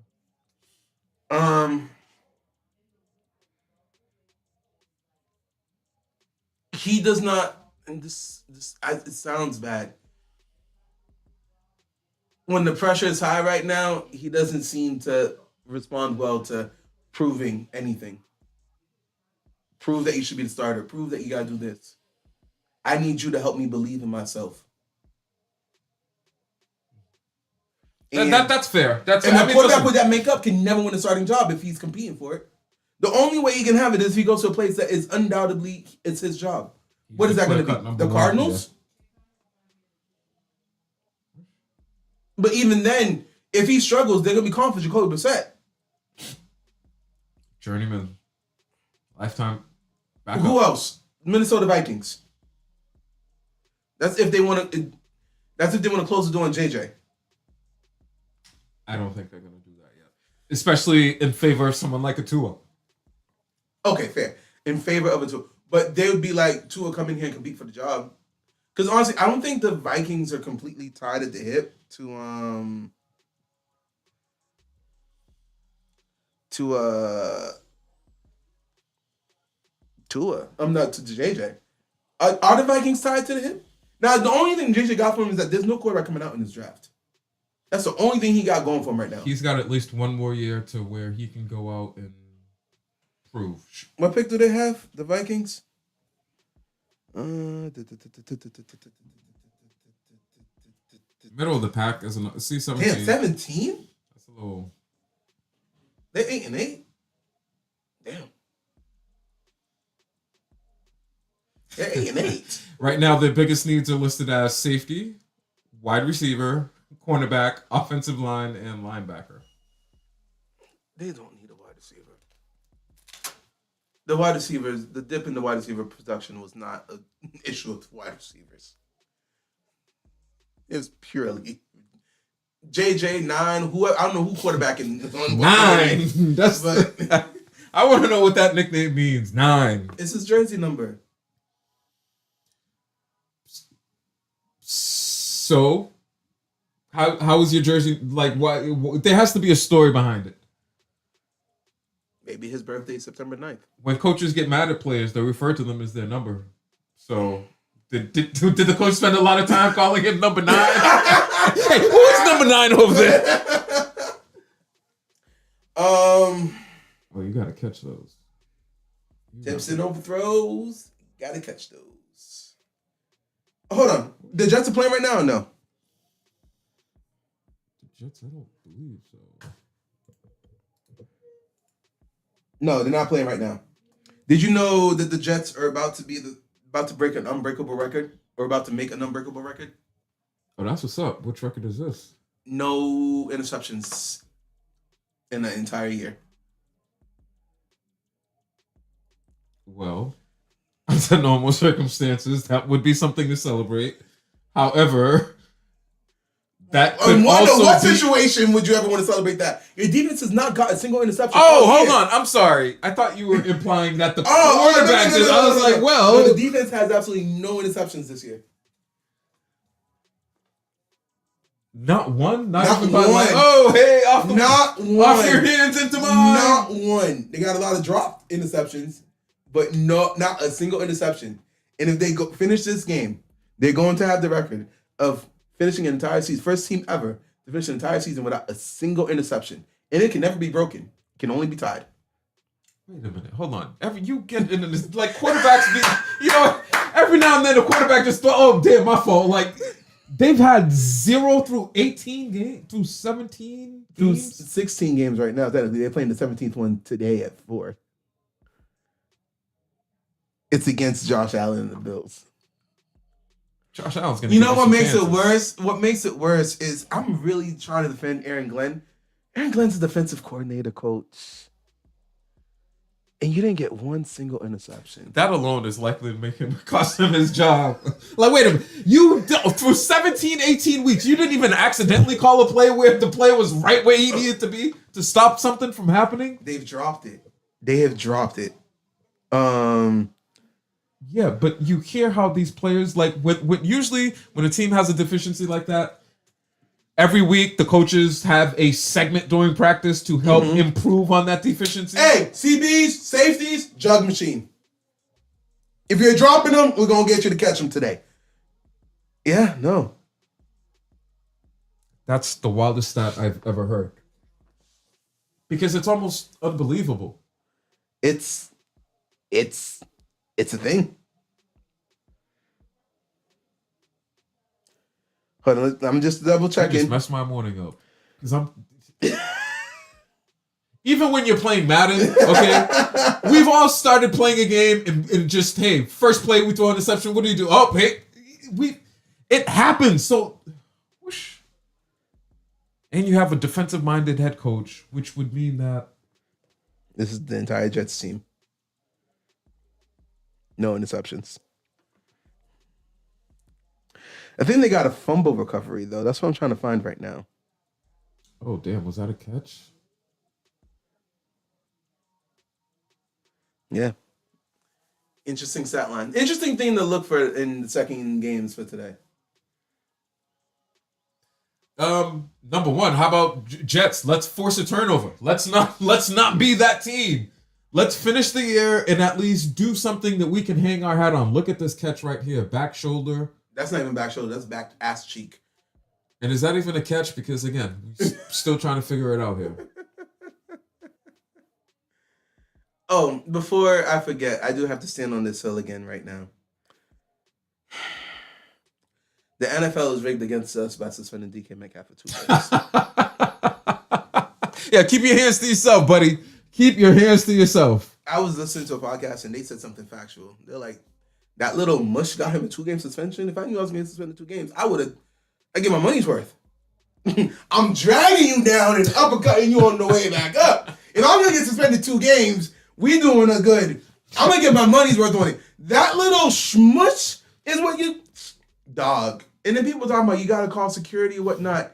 Jay Glazer came out and said that DK Metcalf did. Security did nothing. This is not the first time this fan has harassed DK Metcalf on the sidelines. If he called security and security didn't do anything, then you know what? The 2-game suspension, granted, they can't take it back now, but it's 100% BS. I mean, hey, if I recognize what's going on and I go tell y'all you guys don't do anything, and that puts me in a position now to where I feel that I have to do something, that's so probably should. Did you see the Jay Glazer report? No.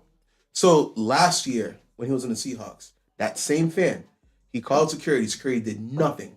The Lions did nothing. They didn't kick him out. They didn't revoke his season tickets or whatnot. But they did when another person was doing that to the head coach for the Packers, Matt LaFleur. They were doing that to LaFleur, and then he called in security. They took away his season tickets, kicked him out of the game.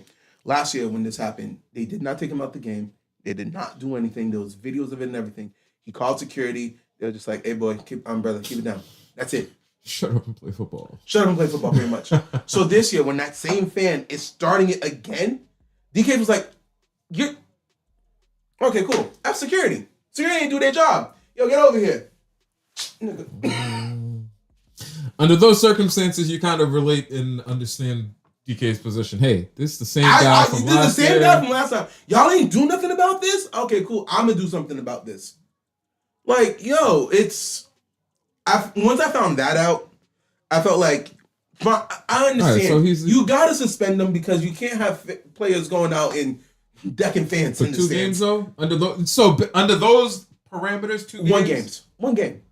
Since you've never suspended a player for a game for interacting with a fan in physical altercation, 1 game. I'm not with the 2 game. Yeah, 1 game would have made sense. Hey, you know what, DK, keep your hands to yourself. I know this guy's Why isn't the Player Association making more noise about this? I guess PR perspective-wise, because DK is getting sued by that fan right now. Of course, you knew that he was going to get sued. Without a doubt. I got on video, on TV, a multi-million-dollar... Millions of people massive man punched me. He didn't even punch me. He mushed your face. He mushed me. He punched me. So he's getting sued. By trying to defend them, it sounds like you're defending attacking fans. I can understand... Like, they're like on the PR side, like, we can't do this, or at least maybe not until after legal ramifications, but it's not going to get resolved within 2 weeks. It's going to be a little civil suit. Yeah. He's going to walk away with something. You're going to have to settle during the offseason type stuff. So, and by that point, the suspension's already over. You know what I mean? So, not only were you suspended, you lost the game checks from those games. 2 game checks. Plus, you're going to have to incur attorney fees to go defend this, and plus you're 100% gonna have to give him a settlement. Something. Yeah, settlement. So just L's all around, L's all the way around, and you're not winning the Super Bowl. Acho said this best, and I know a lot of people felt like it was wrong, and Acho's just being a hater or whatnot. He's like, honestly, DK Metcalf's just paying the super tax. Yeah, you knew nothing was gonna come, nothing good could have came out from hitting this guy. You're just paying the super tax. It's just what it is. Yeah, that's the plain and easiest way of looking at it. The stupid tax. You know, it's funny. I was telling my wife recently. Hey, DoorDash, Uber Eats, all that stuff. That's the price we pay for not wanting to leave our house. Whatever the fees, whatever they're charging you. Yeah, this is what I will tell you're willing to pay. You know not what leave the your house. Funniest thing is when I'm on a work trip, I have no problem doing it.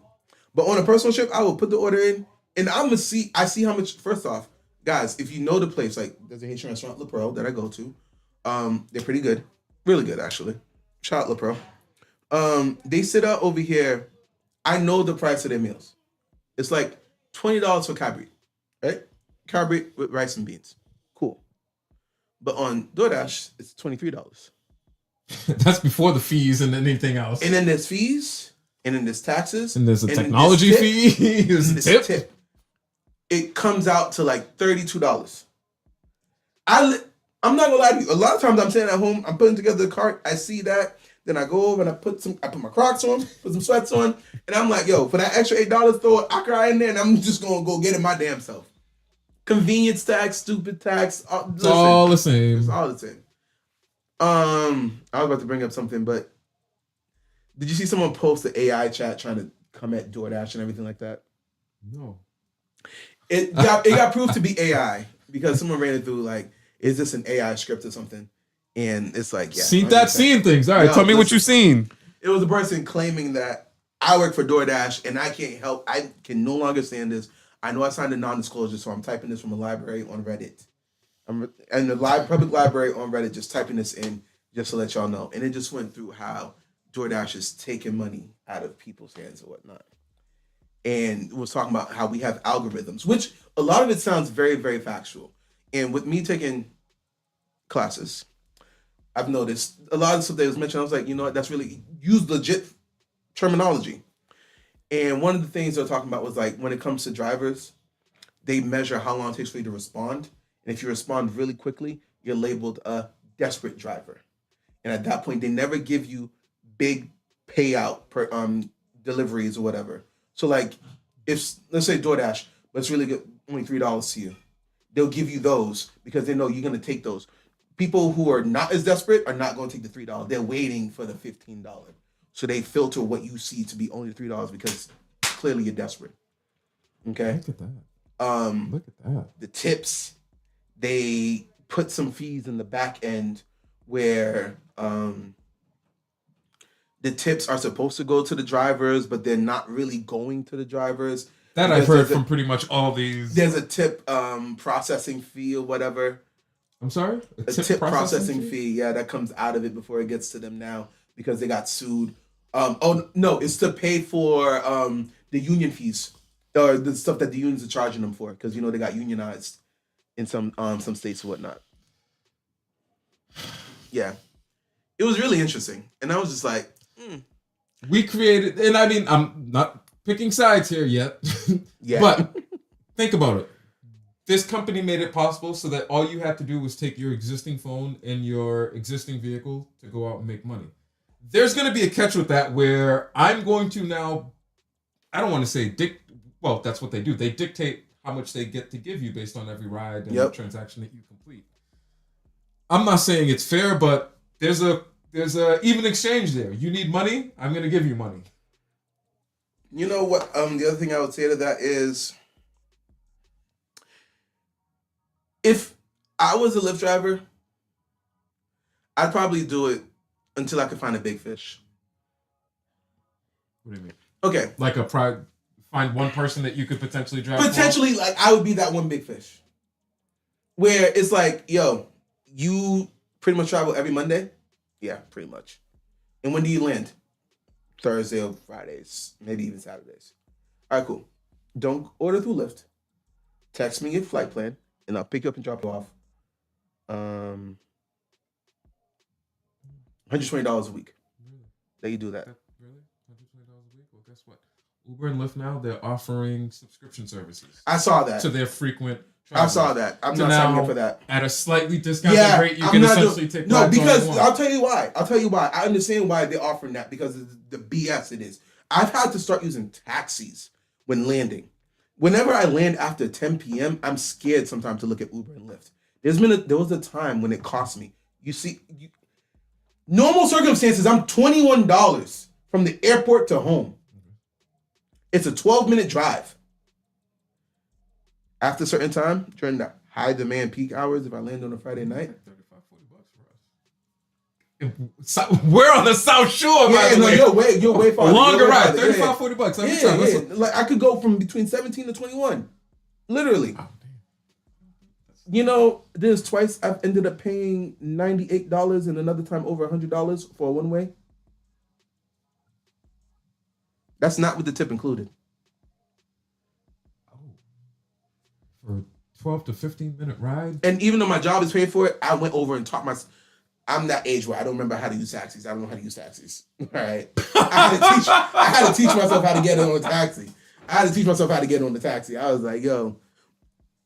Because here's a funny story about a taxi. I was on a taxi, and I know we're not talking about football, but hold on, it's just a little thing. Yeah, I got on the taxi,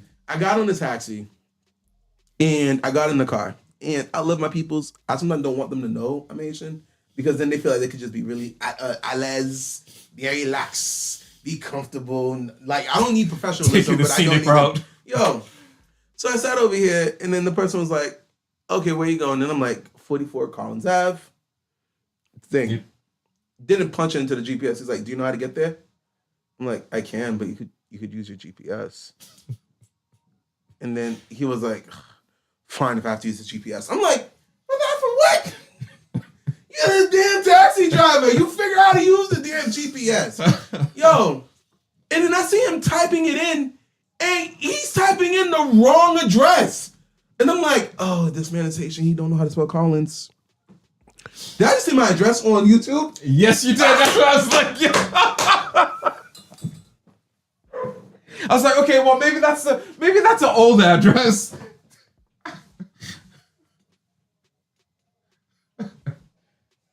See, once again, this is why some people can't handle going live.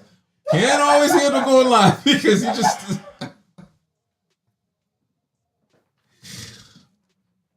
Oh, gee. I don't know if we're gonna be able to. We might have to figure out how to go in there and edit this aspect of the episode out. Yo, at least I didn't say the city. Oh my god! And then dude didn't even punch it in right. I'm like, yo, and I'm tired. It's like 1 o'clock in the morning. Not what you want to be doing. So when I finally got him to put the right address in, I'm like, okay, I could go snooze. And then as we're driving, I'm feeling myself swaying a lot. I'm like, what the hell is going on? Open my eyes, and he missed my turn. So he's going down the street, doing a U-turn. That's another U-turn. I'm like, okay, cool. It happens. A lot of people miss my turn. My mom used to have a hard time taking my turn. He didn't pass my turn again. I'm like, yo. Went down, came back up. And he was about to miss my turn again. I'm like, yo, turn up there. I was so pissed. You know what really made it worse? I forgot my phone in the car when I left. I just wanted to get out the damn car. Oh, hold on. This is not too long ago. This was not too long ago. I remember when you forgot your phone. Yes. And Jeannie had to... And then they literally were... I had people call my phone. Man was not answering. Then I had to call the taxi. They're like, all right, come back in. We're trying to reach him. He was not answering their phone. He's on a route right now. We're just waiting for him. He's not answering. He was not answering. Dispatch was not answering nothing. I do what I want. Like, bro, what the hell? But yes, no, all that to say, that drop, because literally $109. I remember when I had to put that expense report in, my boss, I was like, because luckily enough on the receipt, it actually shows the route that he took. And she was like, what the hell's going on? Why is this so much money? And I was like, listen, I don't know, but I'm probably going to take a taxi next time. Yeah, let's do that. Hey, the good thing about taxes is sometimes rides are negotiable. Hey, buddy, I've got $20 of cash. Can you get me out? Yeah, no, but that dude charged me for him getting lost twice. I'm like, when I woke up, I'm like, how many times did you miss my turn?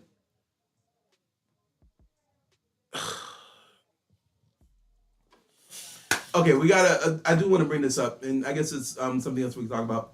Max Crosby, bring it back to the Raiders and tanking. I think we're taking the tanking thing a little bit out of proportion. We could say the Giants are doing a really bad job right now trying to tank. The Saints understood the assignment.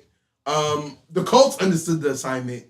The Packers, I don't even know that. The Vikings did not understand the assignment. I feel like when you're accusing a team of tanking, you're accusing that the team actually has the capability of winning, and they're not doing everything in their power to win. The Raiders would have potentially won that game if Max Crosby played, because who were they playing? There was another the Giants. Game. It was the Giants. They were getting blown out last week. Was it a blowout? I feel like it was a blowout last week. The score was 34-10. McDuggins was there. Oh. Yeah, he was happy about the win, but he literally said, and I quote, "My heart was happy for the win. My head was angry about the win."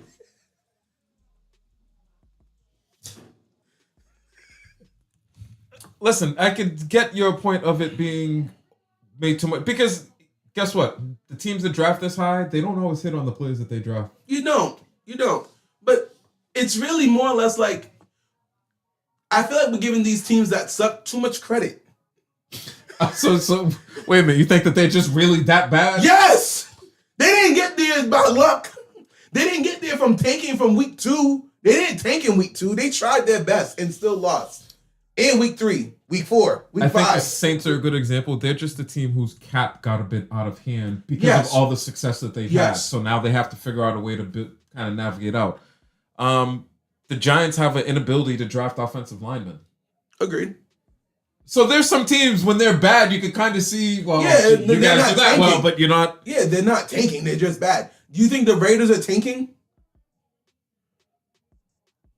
The only way I would accept... Okay, I expected more from the Raiders this year. I don't know what I was expecting, but more. I would say this: the only time I'll accept the tanking argument from people is if a team started. If the Colts, for example, started off really good, and now quarterback leg got broken, whatever it is, and they actually had a respectable backup, but they're like, we're gonna go get Russell Wilson. Yeah.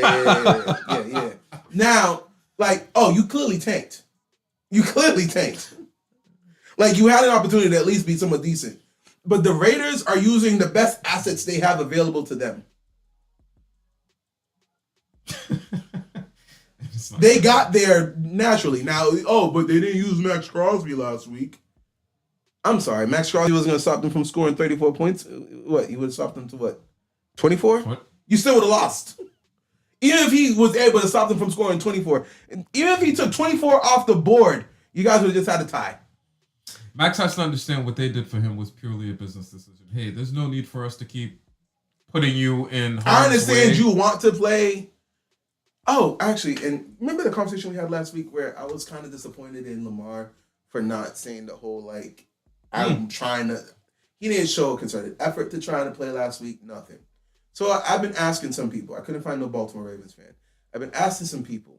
And a lot of people are like, man, nigga from Florida. He ain't got time for no fake stuff like that. And I will give you this. I believe Lamar is really straightforward. No questions about it. And they're like, you're looking too much into it. And I'm like, I don't know if I agree with me looking too much into it. That's what comes with that position. It depends on how much the team believes in you in giving full effort. Right? And they really could believe in Lamar the whole season. Or all the years up to now, right? But I don't know again, like, I just don't like seeing a manager who's just like, okay, when they were losing, Lamar was hurt, he said, take out the basketball hoops and all that stuff, the arcade games and video games out the locker room. And you're not even playing. But, you're the leader of the team. Okay, cool. Now, I don't know the injury stuff. But if the injury is just little nicks and knacks that you're sitting over here sitting out one practice a week, do you believe you're better than that? And maybe it's the Steeler fan in me that's actually coming out, but I feel like I've always given Lamar the benefit of the doubt, and I've always rooted for him, except when he's playing the Steelers.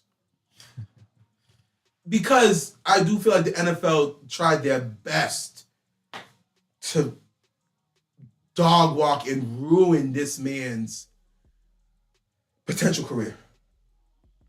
Would they suggest he become a running back or a wide receiver? Wide receiver or tight end or something like that. What?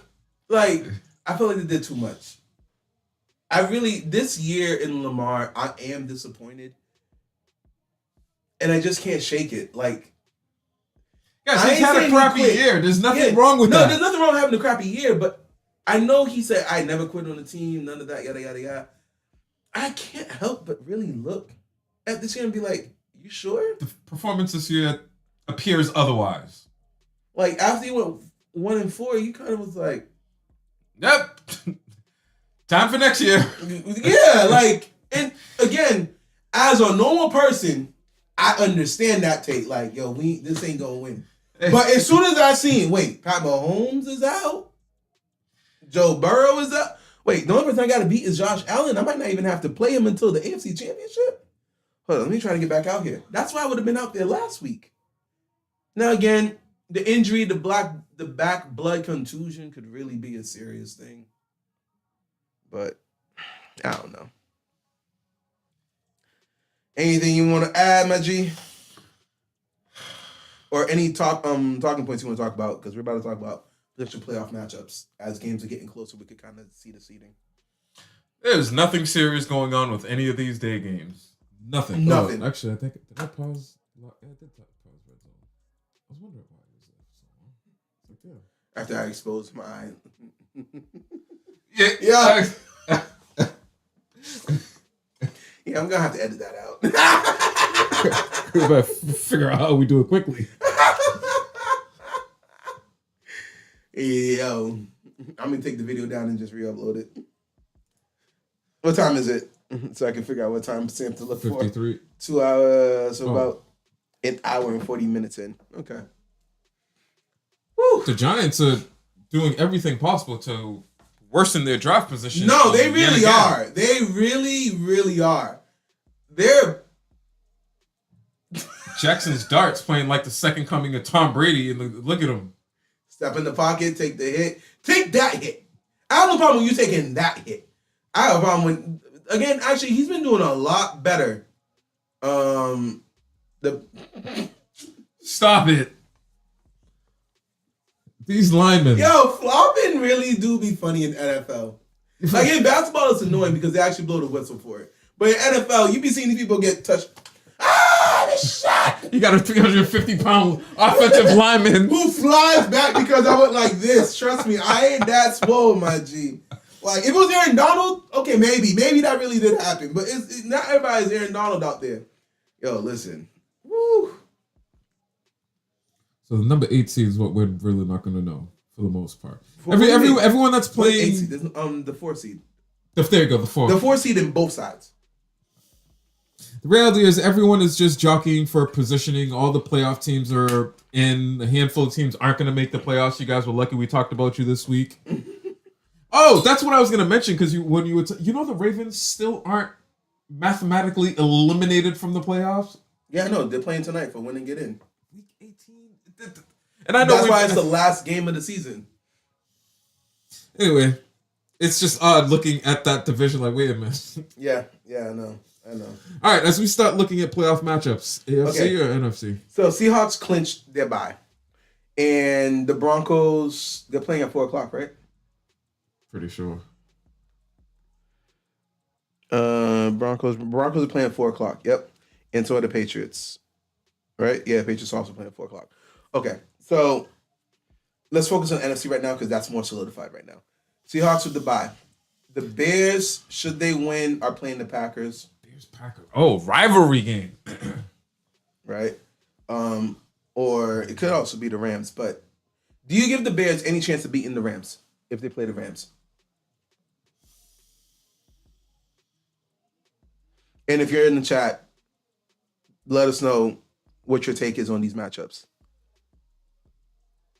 Bears Rams. I'm going Rams. I think Stafford's been there. Stafford would be able to better guide his team than a young Caleb Williams. It'll be at Chicago. Stafford, as an experienced quarterback, would have a better understanding of the playoffs and everything that's going to come with it over Caleb Williams. Okay. Unless he's too stupid to realize the moment. Young quarterbacks, I'm not necessarily betting on you in your first playoff run. That's fair, but what'd they do against each other this year? It's snowing next Saturday in Chicago, and Stafford is a dome. He's always been a dome quarterback. Remember, the only reason they lost that game to the Eagles last year, was it last year or the year before, was because it was a snow game. And even then, they ran out of time. Wait a minute. The Bears... Why are the Bears ranked high? Oh.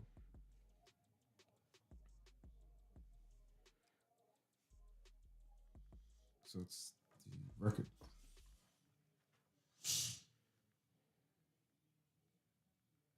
Are the Bears locked in at the number 2 seed? What happens if they lose against Detroit this week? If they'd have to lose, and the Eagles would have to win. But the Eagles aren't even starting their starters. Yeah, but it's Washington. Washington doesn't. I mean, Jalen Daniels is out for the rest of the year, right? Yeah. All right. So if you really believe in Tanner McKee that much, anything could happen. Listen, when it comes down to Week 18, either way, they are hosting the Rams. If either are hosting the Rams, who do you got? I got the Rams beating the Bears. I think it's honestly, I will go on record of saying I got the Rams beating both the Bears or Eagles, whichever of those two teams that they face. I don't believe at all in the Eagles. So whoever's playing the Eagles first. So right now it would be the Rams playing the Eagles if everything stayed as it was. 2-7, 3-6. Yeah. So you're not worried about the fact that no matter who the Rams are playing in the first round, whether it be Chicago or Eagles, it's going to be an outdoor game, and it could be inclement No, weather. as you mentioned that, the wheels started turning in my head. I'm thinking, all right, great. Here comes one of these dome quarterbacks now, who all he has to do is win one game outside, and because he doesn't get the chance to really, Well, it's not even win one game outside. No matter who wins, it's always hold on. Who's number one again? The Seahawks. At least the Seahawks is not like no. It's not Chicago. It's not Chicago, but it could be snowy. It could still be snowy, but that would be like 2 weeks from now. Oh, who is this?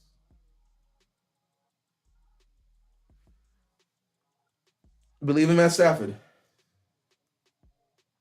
The weather has me pausing right now. Okay, so I guess the question is, I'm gonna do it in all the possibilities.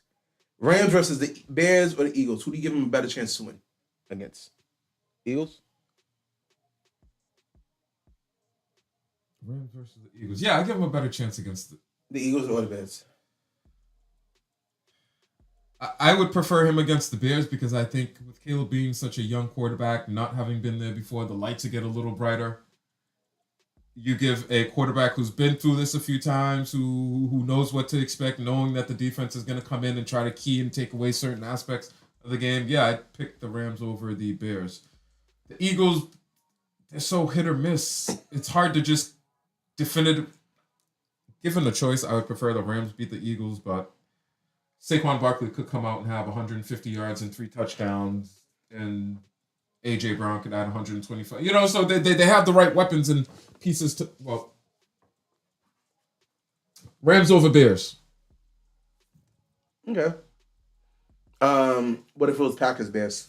Who do you got there?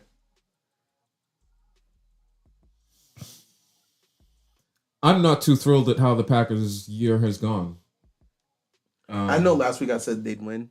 I have them still making the Super Bowl. But I really need to understand what's going on with that defense.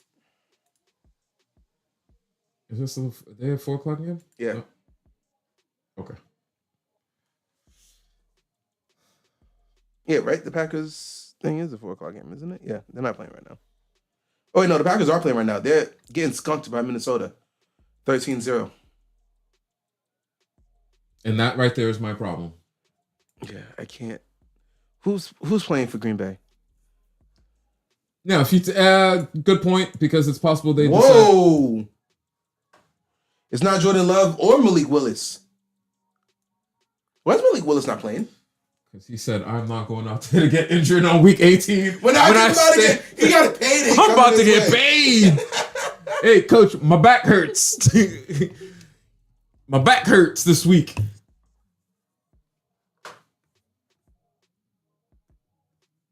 I really want to know why. Like, under what? Like, what is it? An injury? Like, inactives. I think that before some players get to sit, you got to accomplish a little bit more. No, but clearly the reason is for the shoulder surgery. It was a tweak, and he doesn't want to risk re-injury. Clayton Tune is who's playing right now. So there we go. Okay, so the offense is what the offense is. I got nothing against the offense right now. Jordan Love is the backup. Like, Malik Willis is completely listed as inactive today. Yeah, he's gonna get paid. So thank you for letting me fill in for you guys. There's no need for me to continue putting myself in the line of fire. I'm not gonna be here next year. Okay, so then that means that defense is holding 9 to 13 points.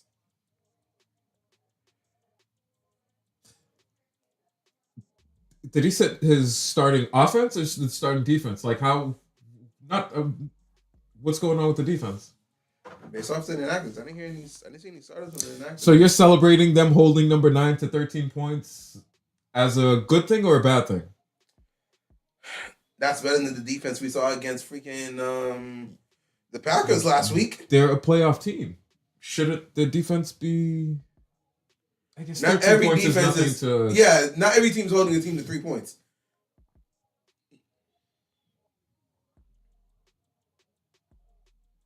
Yeah, no. I think that's the only starter really sitting right now. Aaron Jones is not playing. Yeah. Jordan Love is not playing. So the offense, I'm not really judging the offense right now because I don't even know who's playing. Justin 7 catches for 85 yards. He got 1,000 yards this season. They understood the assignment. No, the coach said literally, like, listen, we ain't playing for nothing, but I'm gonna have you guys get your parts though. All right, next matchup. Yeah, so do you have the Packers winning against the Bears or Eagles? Do you believe the Packers could beat either the Bears or Eagles? I'd like to think, based off weaponry alone, the Packers should be able to take out the Bears. The Eagles is the bigger question mark for me. The Eagles are a question mark for me. I don't believe in them, but okay, so they could very easily any given week. But now, okay, so now you gotta tell me, one, do you rubber meets the road right now? Is the Eagles beating any team that you see between the 49ers, Rams, Packers?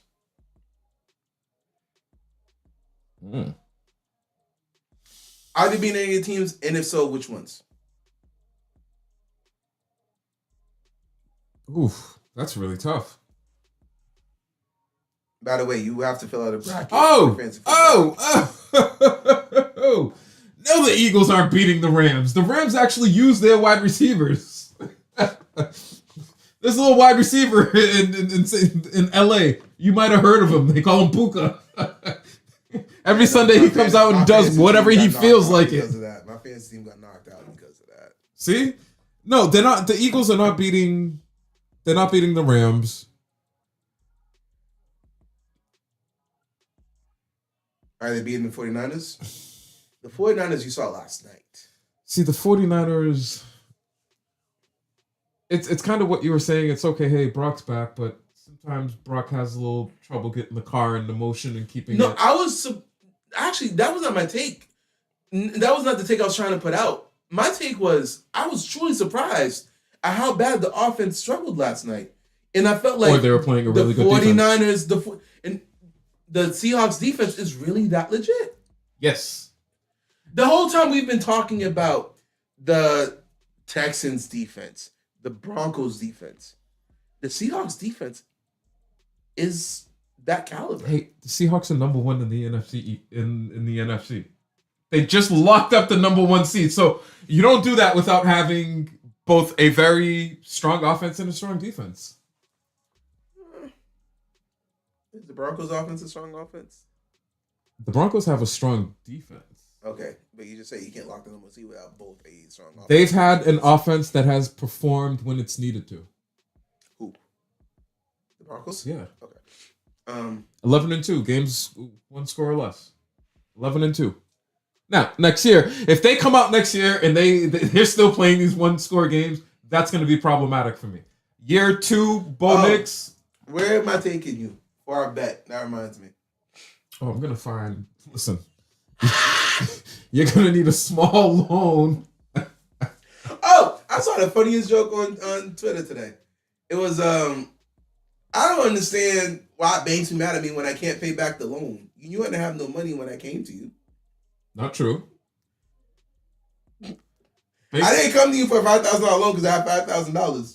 Yeah, you have the ability to pay back $5,000 though. See, we don't make it. We know you don't got it. You got me, but you know I don't got it. We make the loan because the way the loan works is, hey, it's terms for repayment. So when we made this loan, unless you went out and got it loaded up on some credit card debt, when we made this loan to you, we looked at you close enough to realize, you know what, he can afford to pay me this $250 a month. He could, and then you decided instead that Uber Eats, taking $190 Uber rides from the airport. You decide to do all these things. Yo, listen, they are giving the ball to Justin Jefferson. Justin Jefferson's not. They might get him to 1,100 at the end of today. Holy crap. They might get him hurt if they keep doing this. It's the last game of the season for him. They ain't know next week. He's probably like, give me the damn ball. I'm not going to the playoffs. All I can do is come out in week 18 and do this. You could have just gone out. No, he wants more yards. You could have just run out. Okay, so, by the way, I think we both agree whether it's the Buccaneers or the Panthers, neither of them are beating the 49ers. Oh, correct. I'm good there. Listen, for the Panthers, what people want to see is Bryce Young taking a step and at least being in the conversation. If he could get there, that'd be great. Did he earn that contract? Did he earn the franchise quarterback contract? We were talking about Sam Darnold. We were supposed to be talking about Bryce Young. We're getting what is this going to be? Year 3 or 4 of his 5-year? Yeah, no, they got to pick up the 5th-year option next year. He's earned at least getting the 5th-year contract being picked up. You don't want to commit to anything beyond that right now, though. You want to see him come in next year and have and take another step of growth or development. All right, yeah, that's gonna be a flag. I mean, yeah, fam. That reference is gonna throw extra yards on that penalty because you made me take off my hat and show the bald spot in the middle of my head. Like, damn.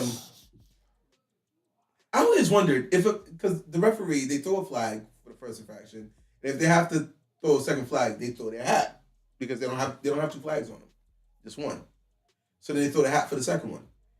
What happens if there's a third one that they have to throw? They take their shirts off. The stadium gets dark. The spotlight goes on them. Yo. All right, Colts keeping it close. Yeah. Okay, so I'm asking the Giants fan to call in real quick. You call Max? Nah, not Max. McThuggins. And he is not a happy camper right now. He's like, man, I might be dropping a lot of F-bombs. Because what are the Giants doing? This is the one week where you don't need to Jackson Dart. You don't need to come out here and do all this, bro. They're about to end the season on like what, a 2 or 3 game win streak? Momentum for next year. Guys, I'm usually the person advocating for this. 24-10. Hold on, is Dak Prescott not even playing? He is. Or at least he was. He is. He was. I guess they took him out at halftime. I'll be honest with you, Dak should continue playing. No. The reason why he should Max is upset. He's like, don't you dare call me a Giants fan. Oh, my fault. Hey, at least you out here listening. I really appreciate it, bro. I really appreciate it. See, every now and then we like to test our chat, see who's listening, who's not. You're listening. You passed the test. You passed the test. I ain't saying Pudai. Sit over here. Oh. I zoom festa. Mind you, maximization. So he understood exactly what I said. But by the way, Max, legume. Yep. Man, you know, sometimes you just want some Haitian food, bro. No, 100%. I feel you. Yeah, just want that. There was actually one time I was on the road and I was gone for like a week and a half, and I was just like, I just want to go home and order a Z blunt sauce for legume, man. Sheesh.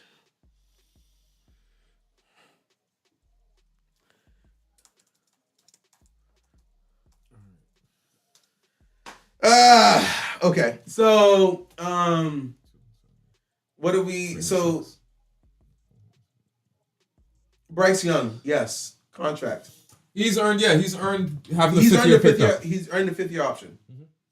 Next year, I need to see him take a leap or step. Next year they need to be in the playoffs.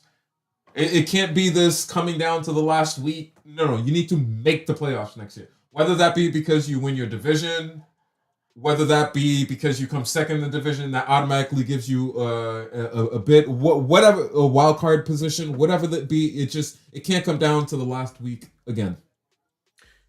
You need to take the Bo Nix type leap. I don't even need like the Bo Nix type leap, or no, because honestly, the Bo Nix type leap this year is not really a leap. What are you talking about? The team went from the team. What's his numbers?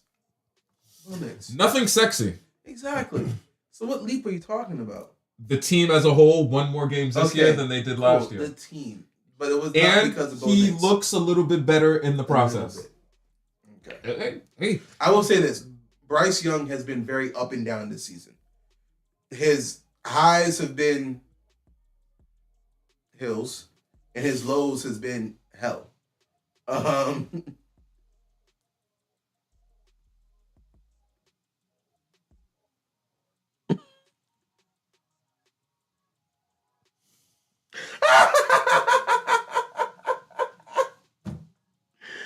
Dog, I'm not asking you to come on and for me to laugh at your pain. I just really need to understand, like, right now, okay, so if they win this game, and based off of everyone else and what's going on, let's see how what would end up happening.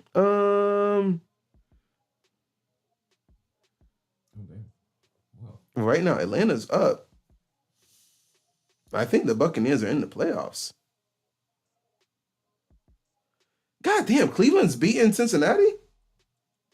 The Bucks need the Saints to win, don't they? Didn't we confirm this? We confirmed this. The Bucks needed the Saints to win, and the Panthers need the Falcons to win. I can't remember. I'm going to keep mixing them up because I don't care for either of them. See, and this is exactly what I'm talking about. You can't be letting it come down to the last week of the year. Put together a good enough body of work so we're week 18, we're not worried about you. Okay. All right. So the Giants fan won't come on air. I feel you. But he's just trying to laugh in your face, bro. He's not trying to laugh in your face. We know him. Everybody knows him. The Giants, like, he brought up a really good point. The Giants had the number 1 pick 2 weeks ago. They had number 2 pick as of this morning. And somehow, some way, they're gonna fall out of position because. No, I need this. I need to see. They're gonna blow it by winning today, and the Raiders are gonna lose. I need to see.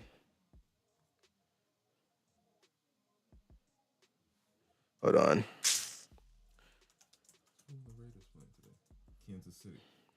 Okay, so if the Giants win, they'd be 4-13.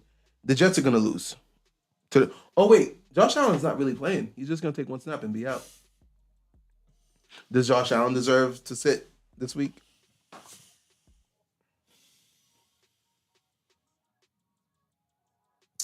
No, he doesn't. He should. What have you done this year that you deserve to sit? What has Josh Allen done this year that he needs to sit? Some people are talking you about just lost the AFC East, Some buddy. people are talking about he needs to. He should be in the MVP talks. There are corners of the internet who are talking about he should get MVP. He's going to get MVP votes. Dan Orlovsky said if he could, he would. He did better last year he performed better last year. He performed way better last year. Tennessee lost, so at least Tennessee's moving up, Jets moving up. Tennessee's, listen, some teams. Cam Ward got injured, so they were like, we're not even putting you back in. So the Jets and Tennessee are moving up. Arizona, did they play yet? Can you take a look to see that for me real quick? Nope, 425 game. 425, who they playing? playing? The Rams. The Rams? The Rams don't have anything that they're playing for. 1, 3. They might get the 5th pick. Cleveland won. Oh, shoot. But what about Washington? Cleveland's going to win. If Washington loses, they really could get all the way up to 6. The Giants? Yeah. They could move all the way down to 6.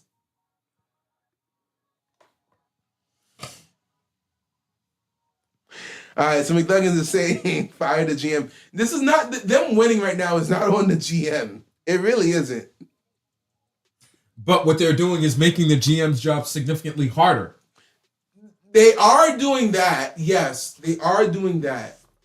But you can't fire the GM for the team like, nah, we playing out here for pride. You guys can't fall to 7th because Cleveland won. Didn't Cleveland win? Cleveland's winning. So you don't have to worry about that. Cleveland won, so you don't have to worry about that game so much. And Washington might beat the Eagles. Well, I mean, hey, they should because their biggest offensive weapon, Jalen Hurts, is going to be sitting down. So, guys, get the job done. That's the biggest offensive. I don't know. He's the quarterback. The quarterback's usually the on-field CEO, the one who gets the job done. Meanwhile, I don't understand why the Packers and Vikings are going so hard. Pack, I guess you're trying to get ready for the playoffs. But no, they are. They're trying to get it working. They got to fine tune. Well, the Packers don't even have their starters playing, so I don't know. So all these teams that aren't really playing for anything, one would think that they're coming out with a run-orientated game plan for this week to keep the clock going, so that they can get out of here. Riley Leonard, is he causing a conversation for him to be the starter next year? He's a rookie this year. He's making the conversation so that we forget about what's his name, Richardson. Okay. Am I bad for saying I kind of wouldn't mind if Anthony Richardson came to the Steelers? Based on who he was projected to be, the Pittsburgh Steelers team could more so match his... So, okay, he was a bigger, stronger, faster Cam Newton, was what he was deemed, right? Mm-hmm. That fits the personality and the profile of a Pittsburgh Steelers, blue-collar town, blue-collar team. Hey, everyone come grab your lunch pails, we're going to work. If he had that inner drive to just, hey, grab his lunch pail and go to work every single day, Pittsburgh might make sense for him. But he has to develop. He has to take his lunchbox and actually go to work and do the work. He's only 23. We had this conversation maybe 1 or 2 streams ago where I was telling you, hey, I think a lot of times these quarterbacks are getting unfair shakes because you're turning the keys over to a 21-year-old, and when he fails... Yeah, so they turned the key over to a 20-year-old. He wasn't even 21 yet. He wasn't even allowed to legally drink. Does he have the wherewithal enough to want to sit and maybe develop before being given another opportunity? Or do you think that he's, hey, get me out there, coach? Let me tell you this. I think this year could have been the wake-up call that he needed to make him understand that. Oh, so when he got benched for tapping out because that was last year. And then this year, Daniel Jones took the job from you, so... Kind of like that whole, like, it kind of was oh shoot, I really got to earn my keep. And then the fact that you could have been back this week. And the team said no. They went with Riley Leonard. Because I believe they opened up his practice window. This is the last chance he possibly could have played. So what we're asking ourselves is what impact... I guess is, what are the Colts doing next year? And... Daniel Jones has won over that locker room and organization. But he's not going to be ready week 1. He tore his Achilles. The good news is he wasn't the most mobile quarterback. He wasn't one of these quarterbacks. What do you mean? That's Daniel Jones. He didn't have to rely on his mobility. He did run around. He did. I'm with you there. I'm not going to take that away from him. But he's not like a Lamar Jackson where because he could run, that was his biggest threat. That was such a big threat that teams were preparing for.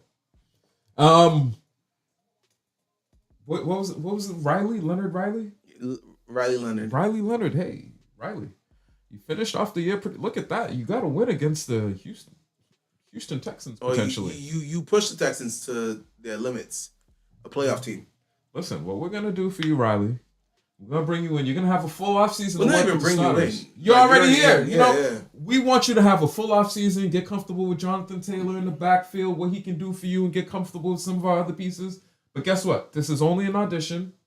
We're helping you potentially get to your next landing destination. Because that's what happens with these backup quarterbacks. They fill in for you. They look good. Somebody else potentially thinks that, hey, this guy could be the piece on my team. We're seeing a resurgence of quarterbacks being given opportunities. They did not sign Sam Darnold to an extension. Sam Darnold is a free agent, and he's really not going to play next week. Yeah, we're talking about AR, Anthony Richardson. I mean, he's going to be under contract next year, but why would the Colts want to... So McNuggets, he's able to be played today, and they went with Riley Leonard. That says so. Like that... We're good. We want to give an opportunity to the team. I really feel like the Colts have washed their hands of Anthony Richardson. Is that not fair to say? The last time they saw him, he wasn't looking to... He wasn't looking, and I'm not saying they overreacted. Understandably, they washed their hands. And what also made them wash their hands was how Daniel Jones played. Daniel Jones made it easier for them to wash their hands. Okay, look at it this way. Before Daniel Jones got to Indianapolis, we were all looking at the Colts as a team that was built for win now. Kind of, yeah. Adding a young quarterback hasn't translated to win now, so they needed to go with somebody that fits the pieces that we've already been building here. Mm-hmm. How do you now bring back that younger quarterback who clearly these pieces don't fit and don't work with? You're not asking me, you're asking McThuggins. Because it's like you're saying, right now the team is behind Daniel Jones. Now, with Daniel Jones not being here, kind of makes it a little bit iffy. But the team is kind of built for Daniel Jones, works with Daniel Jones, runs with Daniel Jones. Anthony Richardson is not Daniel Jones. I'm sorry, he is not. Even if even a fully developed Anthony Richardson to doing what he's expected to be is not the same quarterback that Daniel Jones is. Okay? So, again, Daniel Jones' success made it easier for them to wash their hands of Anthony Richardson. So, then my question is, so then what should the Colts do for next year? Trade him to the Steelers. Okay, realistically. All right, Steelers, what are you guys offering? No, but let's say the Steelers let's say the Steelers get Malik Willis and they don't even have to worry about it, which I hope they do. But let's say, what's the path that the Colts got to take next year? And McThuggins, because you're saying they shouldn't wash their hands of him yet. What should they do? They know how injury prone he is. They ain't trying to get him injured. Danny Dimes will not be back the beginning of next year. So you're saying that Anthony Richardson's not playing, but it's week 18. Yeah. It's week 18. Injury prone. What do you think he's gonna do? Break a hand? He's gonna be ready by week 1 next year. You gotta play him. If it was like week 12. No, so next week it's gonna come next year it's gonna come down to Anthony Richardson or Riley Leonard. Right?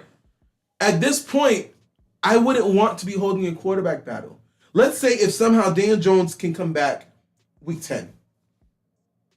Okay. If you have a quarterback battle between Anthony Richardson and Riley Leonard, you're going to be looking like the Browns this year. If you have 2 quarterbacks, you have none. I need to have a solidified quarterback day 1. To start the year, your job is to keep it afloat until Daniel Jones comes back. I cannot have 2 quarterbacks battling where I'm not sure which one I want to put there to steady the ship. Because we know who our answer is. It's Daniel Jones. Based on the small sample size of what we've seen with Riley Leonard today, they should look to market Anthony Richardson, get something back for him, and move on from the situation. Because he's already proven he can't do it with this. Yeah. No, I agree.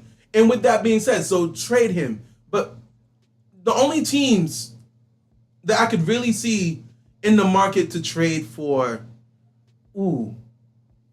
because no matter where he goes, he's going to have the same problem. How about if the Cardinals traded Kyler Murray for Anthony Richardson in the 2nd round pick? 2nd round pick from the Colts? Why would we give you a 2nd round pick when we already have Daniel Jones in-house? I'm giving you a quarterback to steady your ship until Daniel Jones comes back. And when he comes back, what are we going to do then? Now we got 2 quarterbacks in the in-house. Oh, yeah, no, he's not he doesn't have 1 year left. He has like 3 years left, right? No, I don't think they want AR to play next year to start the season. The only reason you want AR to play week 18 would be just to get some reps. To see if he learned just anything. To get some reps. Because technically AR sat down this entire year. I need to see if you learned anything. Because, Max, if you learn something, then guess what? I could start with you next year and feel comfortable with it. If you're still the same AR, we said we can't run with you this year. Why am I going to run with you next year? If you're not good enough to start this year, and I need to see if you learned anything from this year sitting down. If you didn't, then I need to know, okay, cool, go be about your merry way. Yeah. Because Riley Leonard, I'm sorry, this offense looks better than any offense that Anthony Richardson ran the entire time he's there in Indianapolis. Like, honestly, we got the Colts here locally. And they literally, I don't want to say Riley Leonard's playing a flawless game, but he's playing damn near a flawless game. If it was Tom Brady, that fumble would have been told the incompletion. But because he's a rookie, he don't got that clout, so they called it a fumble as it really should have been. The tuck rule is a fumble. Brady fumbled against the Raiders. Listen, we're far away from it now. Yeah, that was a fumble, but we'll take it. Yo, that started the dynasty. Hey, every great dynasty has a funny little story. Hey, you know what, guys? Guess what? It's probably a fumble. 6 Super Bowls later, what are you gonna do? Them not playing AR is really...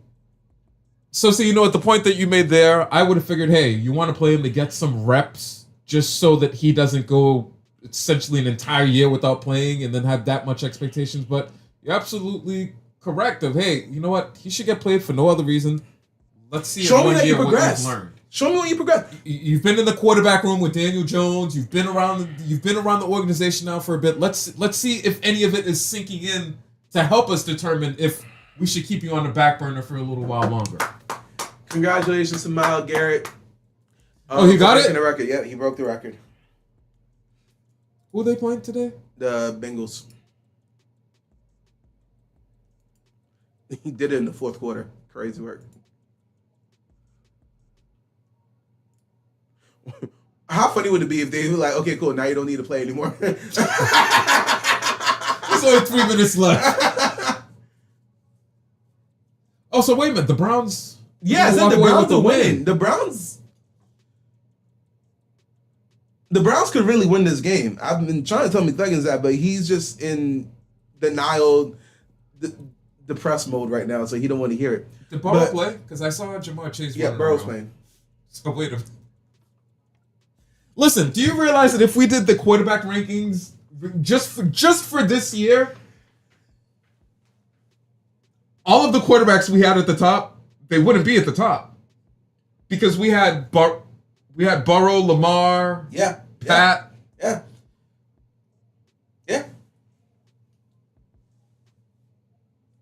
That might be a fun activity to do. End of season quarterback. Mahomes will still be in the top, regardless. Forget his injury with what his team put on. They weren't a playoff team before he got injured. They weren't a playoff team, but I'm still putting Mahomes number one.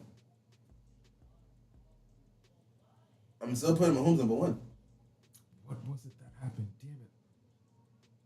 It was Max Kellerman. Tom Brady and the Patriots had just lost a playoff game or something like that. It was somewhere in the middle of his career, and Max Kellerman was like, oh yeah, he's about to fall off a cliff, only for multiple Super Bowls to be won after that. It was towards the back end of his career. Because he was right.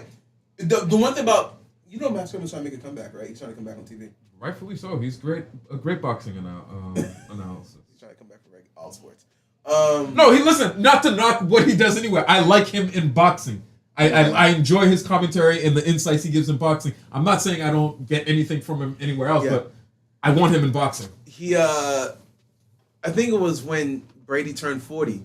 He was like... somewhere in there. He was like, no quarterback is great after 40.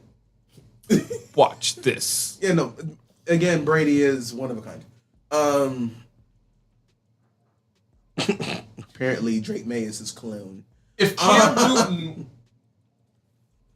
Newton could read defenses better, and he didn't have shoulder issues, and he kept his body in shape.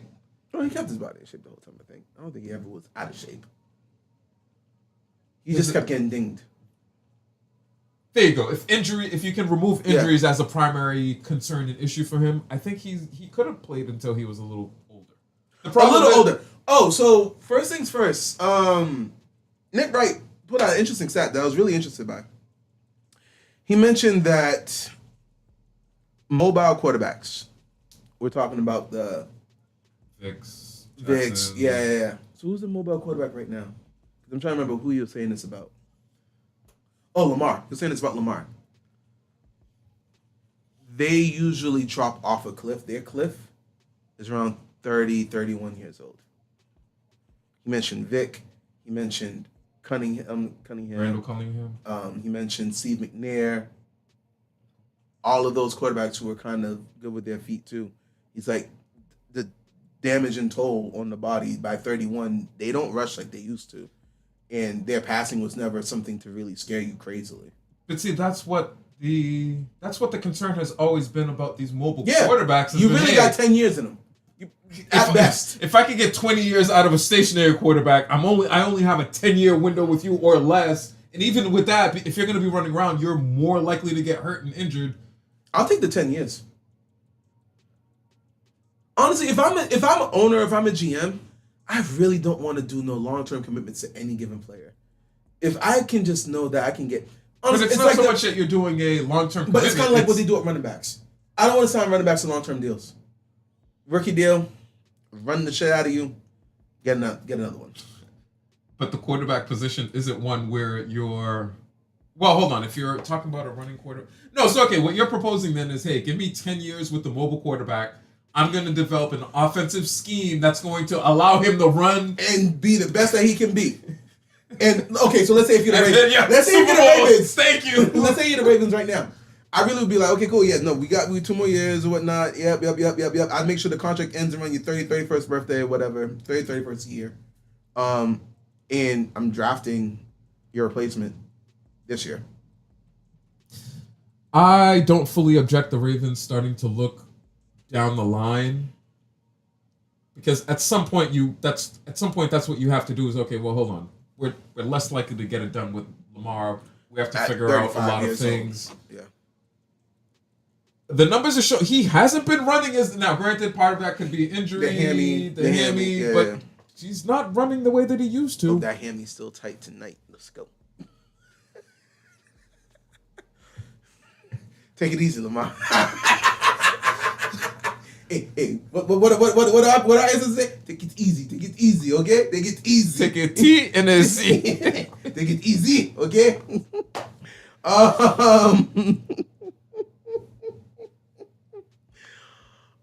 Damn, what was I saying? Yeah, no, so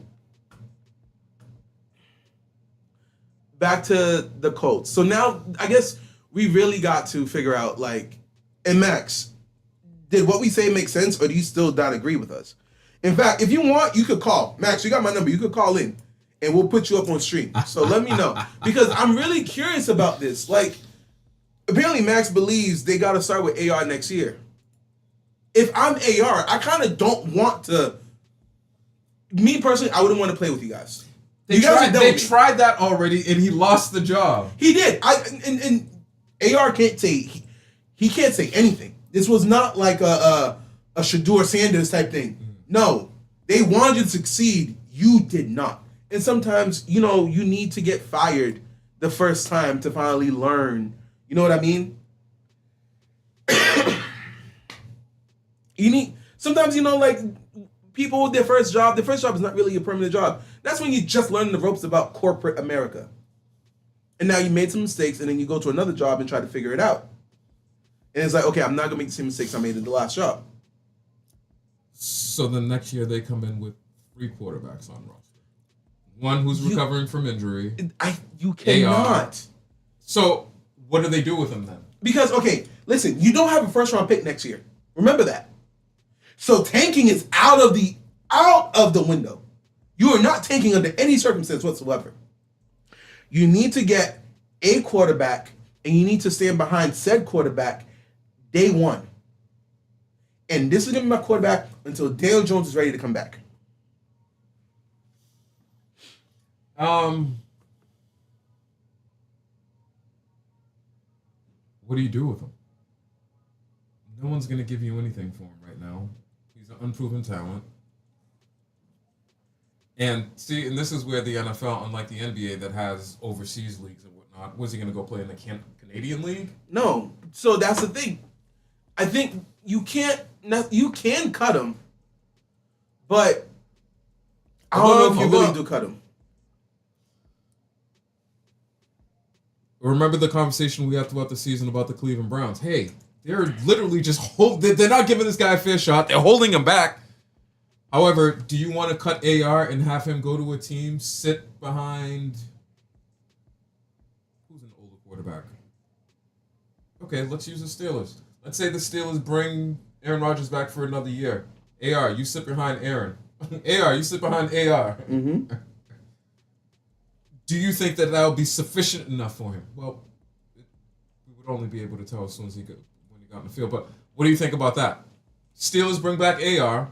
They bring AR to the Steelers. Aaron Rodgers didn't have AR sit behind him. Yep, for one more year.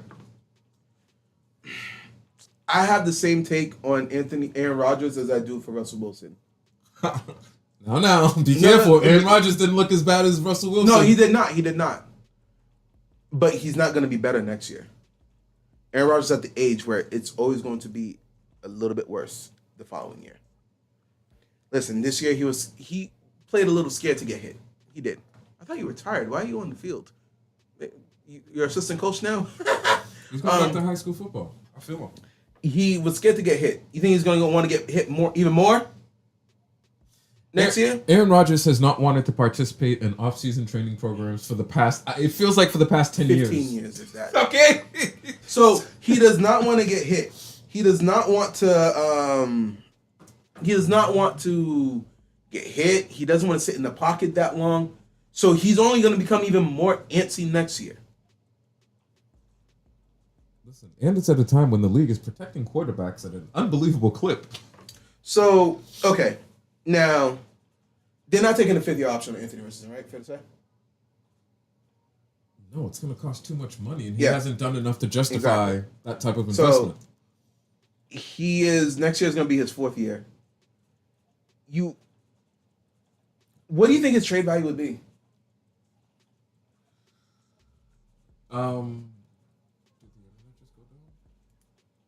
I'm still online. He's raw talent, is what he is. Yes, he's raw talent, but fourth or later. Because the problem is, ready? I would give up a fourth or a fifth for Anthony Richardson and just call it a day. The memory or the observation about Anthony Richardson was last year when he was playing the Patriots. For 3 quarters, that man looked like he didn't belong on the field. And about halfway through the fourth, during the last couple of drives, it's like, oh, damn. All right, I can see why they invested Justin Fields leaving the Bears or Anthony Richardson this offseason. Which one would have had higher trade value? Justin Jefferson leaving? Justin Fields. Oh, leaving the Jets? When we traded him for him from the Bears. Who was a better prospect at that point? AR probably was a better prospect. What do you mean? Justin Fields actually had some flashes of good and actually had some winning seasons. And AR looked like he had more talent in terms of... Unrealized talent. Correct. Potential. So which one would you offer more assets for? Unrealized talent or someone who's shown flashes of talent? The right answer is flashes, but people get paid off of unrealized talent. Okay, fine. These quarterbacks... we only traded the 6th round for Justin Fields. Is that all he went for? Yeah. With conditions that could go up to a 4th. He had to play like 90% snaps and also lead us to the playoffs. 90% of snaps made it the 5th. Playoffs made it the 4th. He didn't either. That seems like a reasonable package for AR. Hey, we'll give you a 5th. He plays more than 80% of your snaps. We'll make it a 4th. He plays 100% of your... No, we're not giving you a 3rd. No, we ain't giving a 3rd. I ain't giving a 3rd for no Anthony Richardson. 3rd, that's still top 100 talent. No, we're not. That's still top 100 pick. No. Yeah, we'll give you a 5th that can potentially become... Oh, Riley Leonard with the pick. Damn, I was talking good about you, my G. No, but if you factor in, he's playing right, and this is his first game. He's playing against what is essentially the best defense in the NFL this year. Yes, and he put 27 points. Now, if you played AR, I don't know that he would get to 27. I don't know if he does this. And I feel like the offensive play calling is different with AR than with these other quarterbacks. Agreed. Very much true. Ooh, the Bengals might... Oh! Did the Bengals win? Are these highlights or... No, this is the end of the game. Oh! Jesus Christ. Shit. That's what he gets paid for. McDuggins is sick.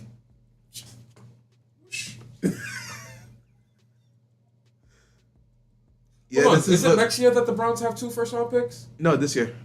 This upcoming draft. Oh, then it's perfect that they lose. Should we go to the draft? Well, where's the draft going to be? Pittsburgh. Oh. I'm down. I got time off. I got to use by the... All right, we'll take a look into that. First quarter. Ooh, let me stretch that a little bit. No, I'll use my time off and then take a couple. It's just a weekend. And I'm like, I have no need to be there that Sunday. Nobody cares about rounds 4. Yeah, if nothing else, we will go Friday down night. and probably be around just some football fans. Thursday, Friday, yeah. We'll look into that. All right. But yeah, no. Okay, so take my Steelers out of it. What teams would want to trade for AR? I would say the Jets, but no, Aaron Glenn. Aaron Glenn is not risking anything because he understands if I take another risk, I'm getting fired. It got to be a home run hit. All right, if we look at the AFC East, nobody there. The Dolphins. Would the Dolphins want to give him a shot? Would Mike McDaniels work with that? Mike McDaniels seems like he needs a quarterback that can get the ball out quick. Again, I really wonder how much of that is because if it was Tua. Mike McDaniel seems like the type of coach that can make the system highlight the best assets of his players. But we agree that AR, he needs a run-orientated run-first scheme based around him. And that's why the Steelers could work. The Steelers love to run the ball. Ground and pound.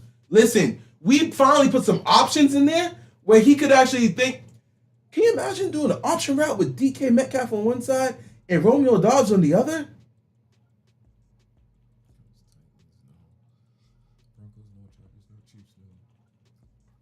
Raiders? Depends on who. If it's Pete Carroll, no. If it's a new coach, maybe. It's likely going to be a new coach after Pete Carroll went 2-14, correct? Is Pete Carroll getting fired? You think Pete Carroll's getting fired? 2-14 doesn't get you fired anymore? And remember, the big hoopla was, Pete God, Carroll. They scored another touchdown. All right, I'm officially jumping in the NFL chat for this one. All right. Yo! Oh, I needed... Yo, listen. With my peoples in Phoenix, please check on McNuggins. I am really kind of worried for him because we were joking about this last night or yesterday on PlayStation. We were talking and I was joking. He was like, we could drop all the way to 7. I'm planning to drop all the way to 7. I'm like, nah, it ain't gonna happen. Yo, okay, hold on. Let me phrase this question this way then, a little differently. Are the Giants better than their record? Yes. Really?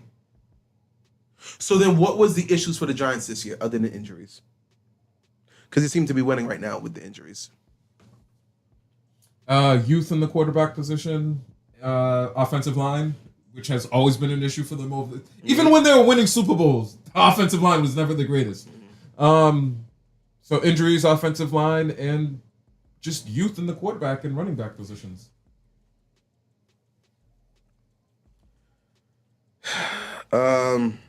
Interesting. You got that. I guess, yeah. So, for example, look at the Patriots. So, okay, are we saying that next year, with Malik Neighbors and Cam Scatterboo back, and an offseason investment in making the offensive line better, yes, the Giants should be at a bare minimum. So next year, if we come down to weeks... It just sucks in the division with the Cowboys and Eagles, correct. Next year, if we come down to weeks 16 to 18, and the Giants are right there, and because of the division that they're in, for me, I'm not a Giants fan, I would be satisfied with that. Hey, you guys have taken a step in the right direction. So you want them to be playoff contending? At a bare minimum. At a bare minimum. Okay. Yeah. So let me ask you this. If the Eagles collapse, like I imagine it to happen next year, I really think A.J. Brown's gone, and I think that's just going to... The team is going to implode. Not because they're going to be pissed off that A.J. Brown's gone. I think A.J. Brown's talent has kind of... Even though he's calling it out, I think A.J. Brown really has, helped the team win more games. As much as they double-team A.J. Brown everything. Now, if A.J. Brown is gone, they're not double-teaming anyone. Good luck, Jalen Hurts. Javonte Smith, Good luck, Jalen Hurts. You know what I mean? A.J. Brown, regardless, has made the job easier. for Jalen Hurts if he's gone. If he's gone, you now have to be a quarterback that takes on More responsibility. And you haven't shown the ability to. No, you haven't. It's like a person was like, I can ride with a two-wheeler. I don't need the training wheels, but it's really good to have it. Cool. Bro, I be seeing you ride even with the training wheels on. You still like this the whole damn time. Like, no. So, if the Eagles collapse, like I think they would, the Cowboys, I don't even know what they're going to do. There's no response for defense out there. And who's next? So Commanders are back. I'd say the Commanders come back. There's a chance the Giants might be in wild card contention next year. So what's happening with the Pickett? This was his. Pickett. Who's the wide receiver? For who? Cowboys. Oh, Pickens. Pickens. Thank you. He's on a contract year. He's not guaranteed to. Nope, and they're gonna franchise tag him, and it's gonna be. If you thought that he was a locker room issue before in Pittsburgh, remember, we keep our locker room issues in the locker room. Somehow it doesn't get out. The little stuff did leak out about George Pickens. On the Cowboys, Jerry might just volunteer that information just to be relevant. Oh, damn, the Falcons are winning. Falcons win, who's in? Falcons win and the Panthers are in. Oh, my gosh. Damn, Shuck. But you're doing, actually, Shuck, you're helping out the team. You're helping yourself out for next year. Trying to make sure. Yo, what were we talking about? Okay, so yeah, no, the Giants really just running up the score. Yeah, I know.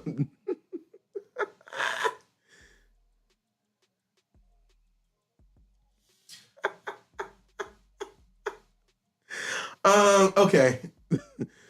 I'm sorry. I'm reading the chat. We're watching Red Zone. The chat is literally just laughing at the Bucks right now.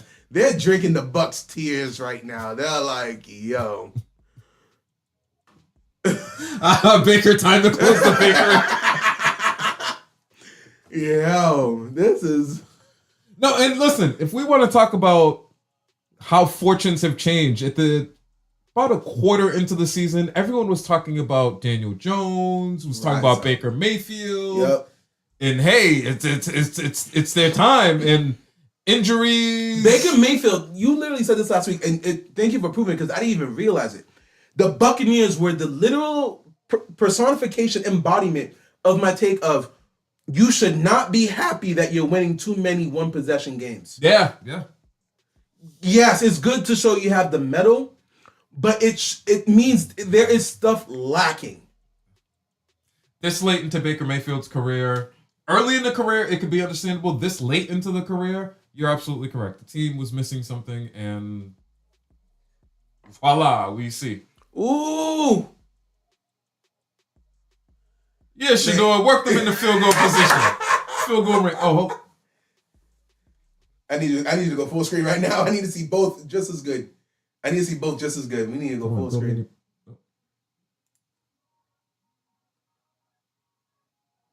Hold on. Oh! Jerry Judy's done, by the way. He would benefit from having a true number. And that's not Judy. That's No, it wasn't Judy. Okay. But I mean, like, Judy's done. He would benefit from being. Do you trust the kicker from the string? Nope. He would benefit from being on a team with a true number one. And I think this is what happens. The more you watch these games, you're realizing, okay, hey, they have him as their number one wide receiver, but he's really not it. No, and it's true. And it's okay to be a number two. Oh. There we go. And they got a timeout. Oh, hold on. I thought they were on the wrong opposite end of this. Okay, you know what? Well, they just gained like 6 yards. 5, 4, timeout. Don't be too happy. We've seen a lot of kickers miss kicks. Listen, much closer and easier than this one. Never guaranteed anymore. No, bro, I'm not even after last night too. Myers was cold. for the first 15 weeks of the season. Mans was kicking field goals everywhere. Then last night, he gonna go 50%. Of all the times. Like, damn. Lucky they won anyway.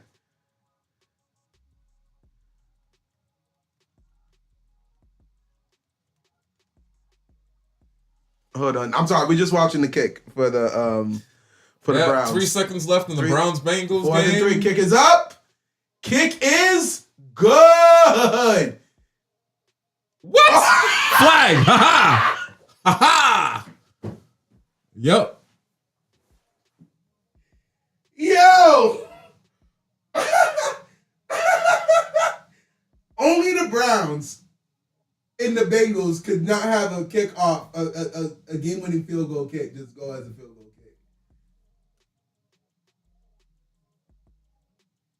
I'm guessing it's on the Bengals. I'm guessing it has to be because even if it was, yeah, it has to be on the Bengals. Okay. Damn, Cleveland. Hey, should this year be the year that maybe we officially have a defensive player as MVP? Since no quarterback has really whatever. So then my question to you is: you believe Myles Garrett's season is better than Drake May's season?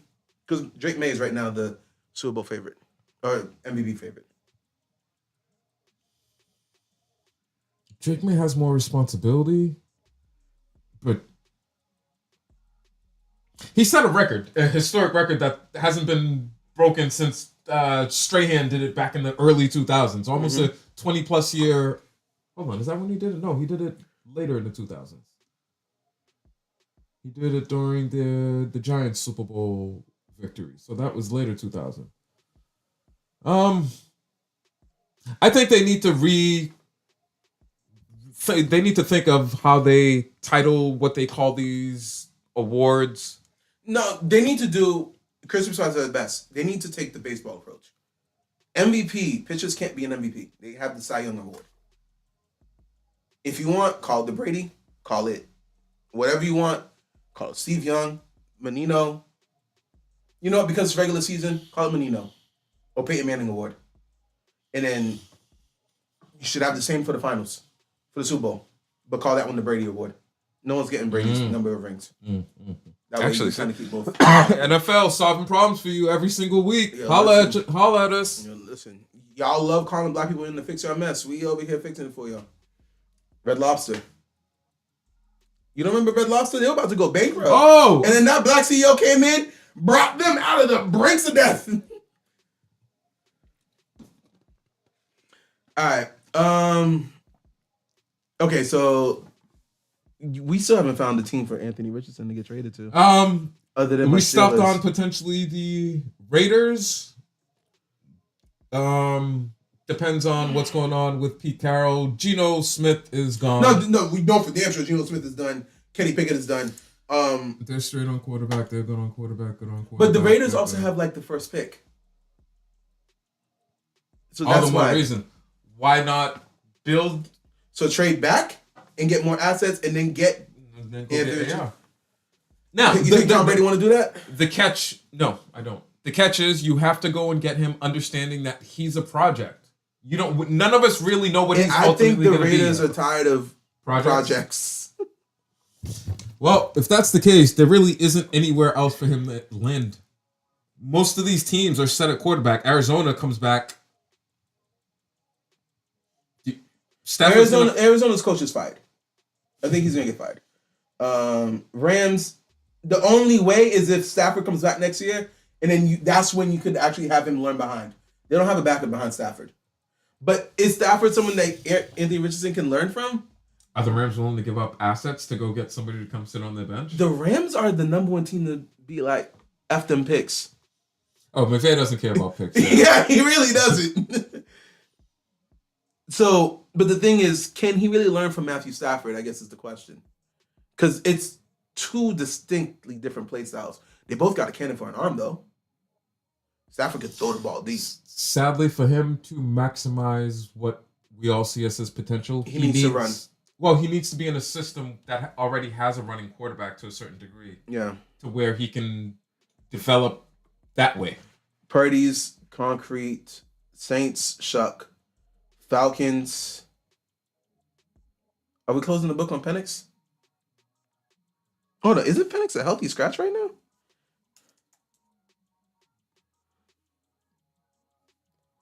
Or is he injured? Oh no, he had a knee injury, but another knee injury, same ACL. So wait a minute, is Cousins playing today? Yeah, Cousins been playing for like the past few weeks. I knew it wasn't. I know initially when Cousins came in, he was doing okay. Mm-hmm. Then Penix came in and then tore his ACL or something like that. Hold on, we've been watching the Falcons game. He's been in practice. No, I've seen it. It's been Cousins the whole time, but I think he tore it in practice. It was the same knee that he had surgery on in college. And another one of these mobile quarterbacks. So Kirk Cousins is gone this year. They're not bringing Kirk Cousins back. Is he out of the NFL, or does he get another shot from someone else? If anything, I think he's going back to Minnesota. That wouldn't be the worst idea in the world. They'd be like, "Yo, can you please help?" 9. He loved being in Minnesota. Did not want to leave Minnesota, and he would be there where they're like, "Yo, bro, we need you. You're here to help JJ McCarthy be better." You know, he's one of the highest paid quarterbacks, grossing quarterback. Like, wait, what? He went on a run of 1-year deals that made it make sense for him. Made it. So then that was the Vikings, Lions, Packers, and Bears are good. AR might be out of the league if he's not. If some team doesn't give him a chance, there's no team that. So then it really is the Steelers. Because every other team that needs a quarterback, right? If we go through this list, every other team that needs a quarterback, Miami Dolphins, will he work in that system? I haven't seen enough to think that he will. Pittsburgh Steelers love to run a zone run offense with play actions. They thrive on play action. They just have Russell Wilson. And only way is if he's going to be the backup for the Baltimore Ravens. The Baltimore system seems to be the most compatible. Not going to be on the Bengals, not going to be on the Browns, not going to be on the Jaguars, not going to be on the Texans. We're saying he's out of the Colts. You can't do what the Browns did this year and show up to camp and and 5 quarterbacks. Titans are out of it. Broncos don't need him. Chargers don't need him. Chiefs don't need him. They wouldn't go with him either. Although it wouldn't be too bad of a match. But for some reason, they're really saying that Mahomes might be back by week 1. I really would not be rushing him back. Chiefs, listen to me and listen to me now, okay? Do not rush that man back. Let him rest until the mid-season if need be. There's no need. Consider this your opportunity to go through a soft rebuild. Let's see what players are coming out of the draft next year that we can realistically land. And I'm not saying allow things. I don't want you guys to go to 0-18 or anything like that. However, instead of picking in the low 20s, how about picking in the 12 to 14 range? Yeah, 11 to 14, 15 range. That getting players in that range would go a long way in helping the team. Oh, the Colts have a 1-point lead. So wait a minute, he went down the field and got them a field goal, Mr. Riley. All right, hold on. Staff meeting real quick.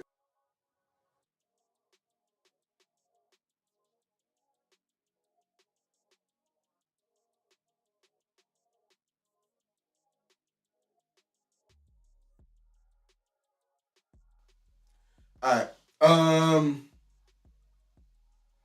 Yeah, no, I don't. Honestly, I'm not gonna lie to you, because the Texans are trying. They're playing for something. They're playing for the number 3 seed right now. Just positioning. 3 and host a playoff game, or 6 and be on the road as a wild card team. They're playing for something, and Riley Leonard is playing on that defense. Or 5, okay.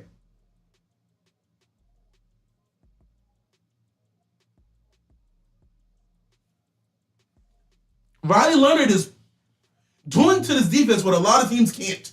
A lot of quarterbacks have not. And part of it, I guess you could.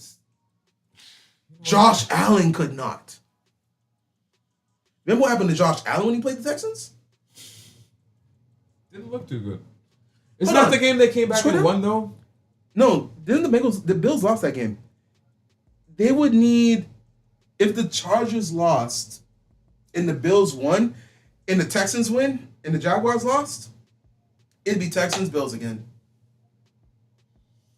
Listen, I just don't want the Patriots to have to play the Texans first. And granted, based on what we're seeing, would you want to face the Jaguars first? Yes. I wouldn't want to face anyone in the AFC South at all. Why? It's the Jaguars. I mean, their defense is actually not Broncos, Seahawks, Texans good, but it's damn good.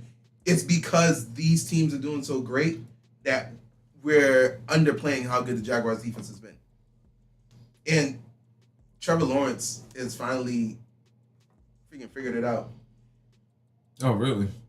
Oh, okay, so the Jags win. So Texans aren't playing for anything anymore now. But before, when they were playing for the game, it was literally for a reason.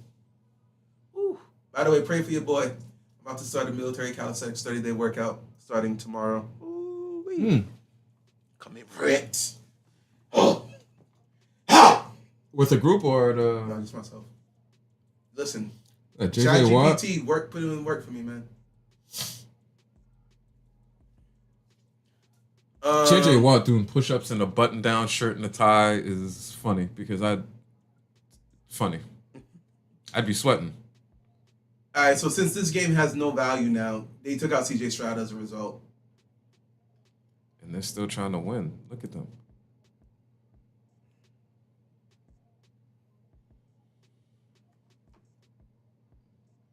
Interesting. All right, anything you want to say before we end this off? Listen, everyone tune in tonight to watch the Steelers get kicked. I mean, potentially make the playoffs or not. I don't know. The Patriots did their job already. See, we don't have to be out here with terrible towers. Everyone just get your Patriots gear on. Okay. Be careful now. Let's go. Watch Lamar Jackson come out and have his best game as a quarterback. Hush. Hush. That's the way these things work. I don't know. It all depends on which one of these teams. It also comes out as like Lamar gets hurt again. We don't even know if he's playing. All we know he knows. He said he's playing 100%. Now he's playing. Listen, you cannot listen to the head coach. You got to listen to Lamar. Lamar tells you if he's going to play. The coach will always be lying. The thing is, at first I'm thinking like, is it? I really wasn't sure if it was gamemanship. Like the coach like, oh yeah, no, Lamar is definitely playing this week. And then he never really plays. Oh, now you've been game prepping for Lamar all week and Lamar doesn't play. Now you kind of screwed. Or is it, damn, did they got timeouts? They got timeouts, okay. Damn, they said even our backup can beat your defense. At first that's what I thought it was, but it's just really, I don't know, man. I don't know. Maybe things aren't as peachy in Baltimore as we all may think that they are. That's what the article said, but then if you heard Harbaugh, he's like, what you mean? We got an A+ relationship. Yeah. I see. Senior management, they don't get compensated to go out there and tell you what's actually on their mind. They get paid. Hey, don't go screw up that interview now. Yo. But anyway, yeah, so might stream tonight for the Steelers game. We'll see. Tune in next weekend for the playoffs, if not. Yeah. So they'll have games on Saturday and Sunday. Sundays, yeah. Ooh, we're gonna figure out which the best games are to stream during. And follow us on Twitter, and you'll be able to see our schedule. All right, follow us on Twitter, you'll see our schedule, and we'll be able to tell you. Anything else you want to tell them? Go Pats! And if your team is lucky enough to still be in the playoffs, congratulations to you. And yeah, let's our teams meet in the AFC Championship. Those of us that have teams. Oh, hold on. We don't know if you're getting an invitation to the dance yet, but if we do, that would be nice.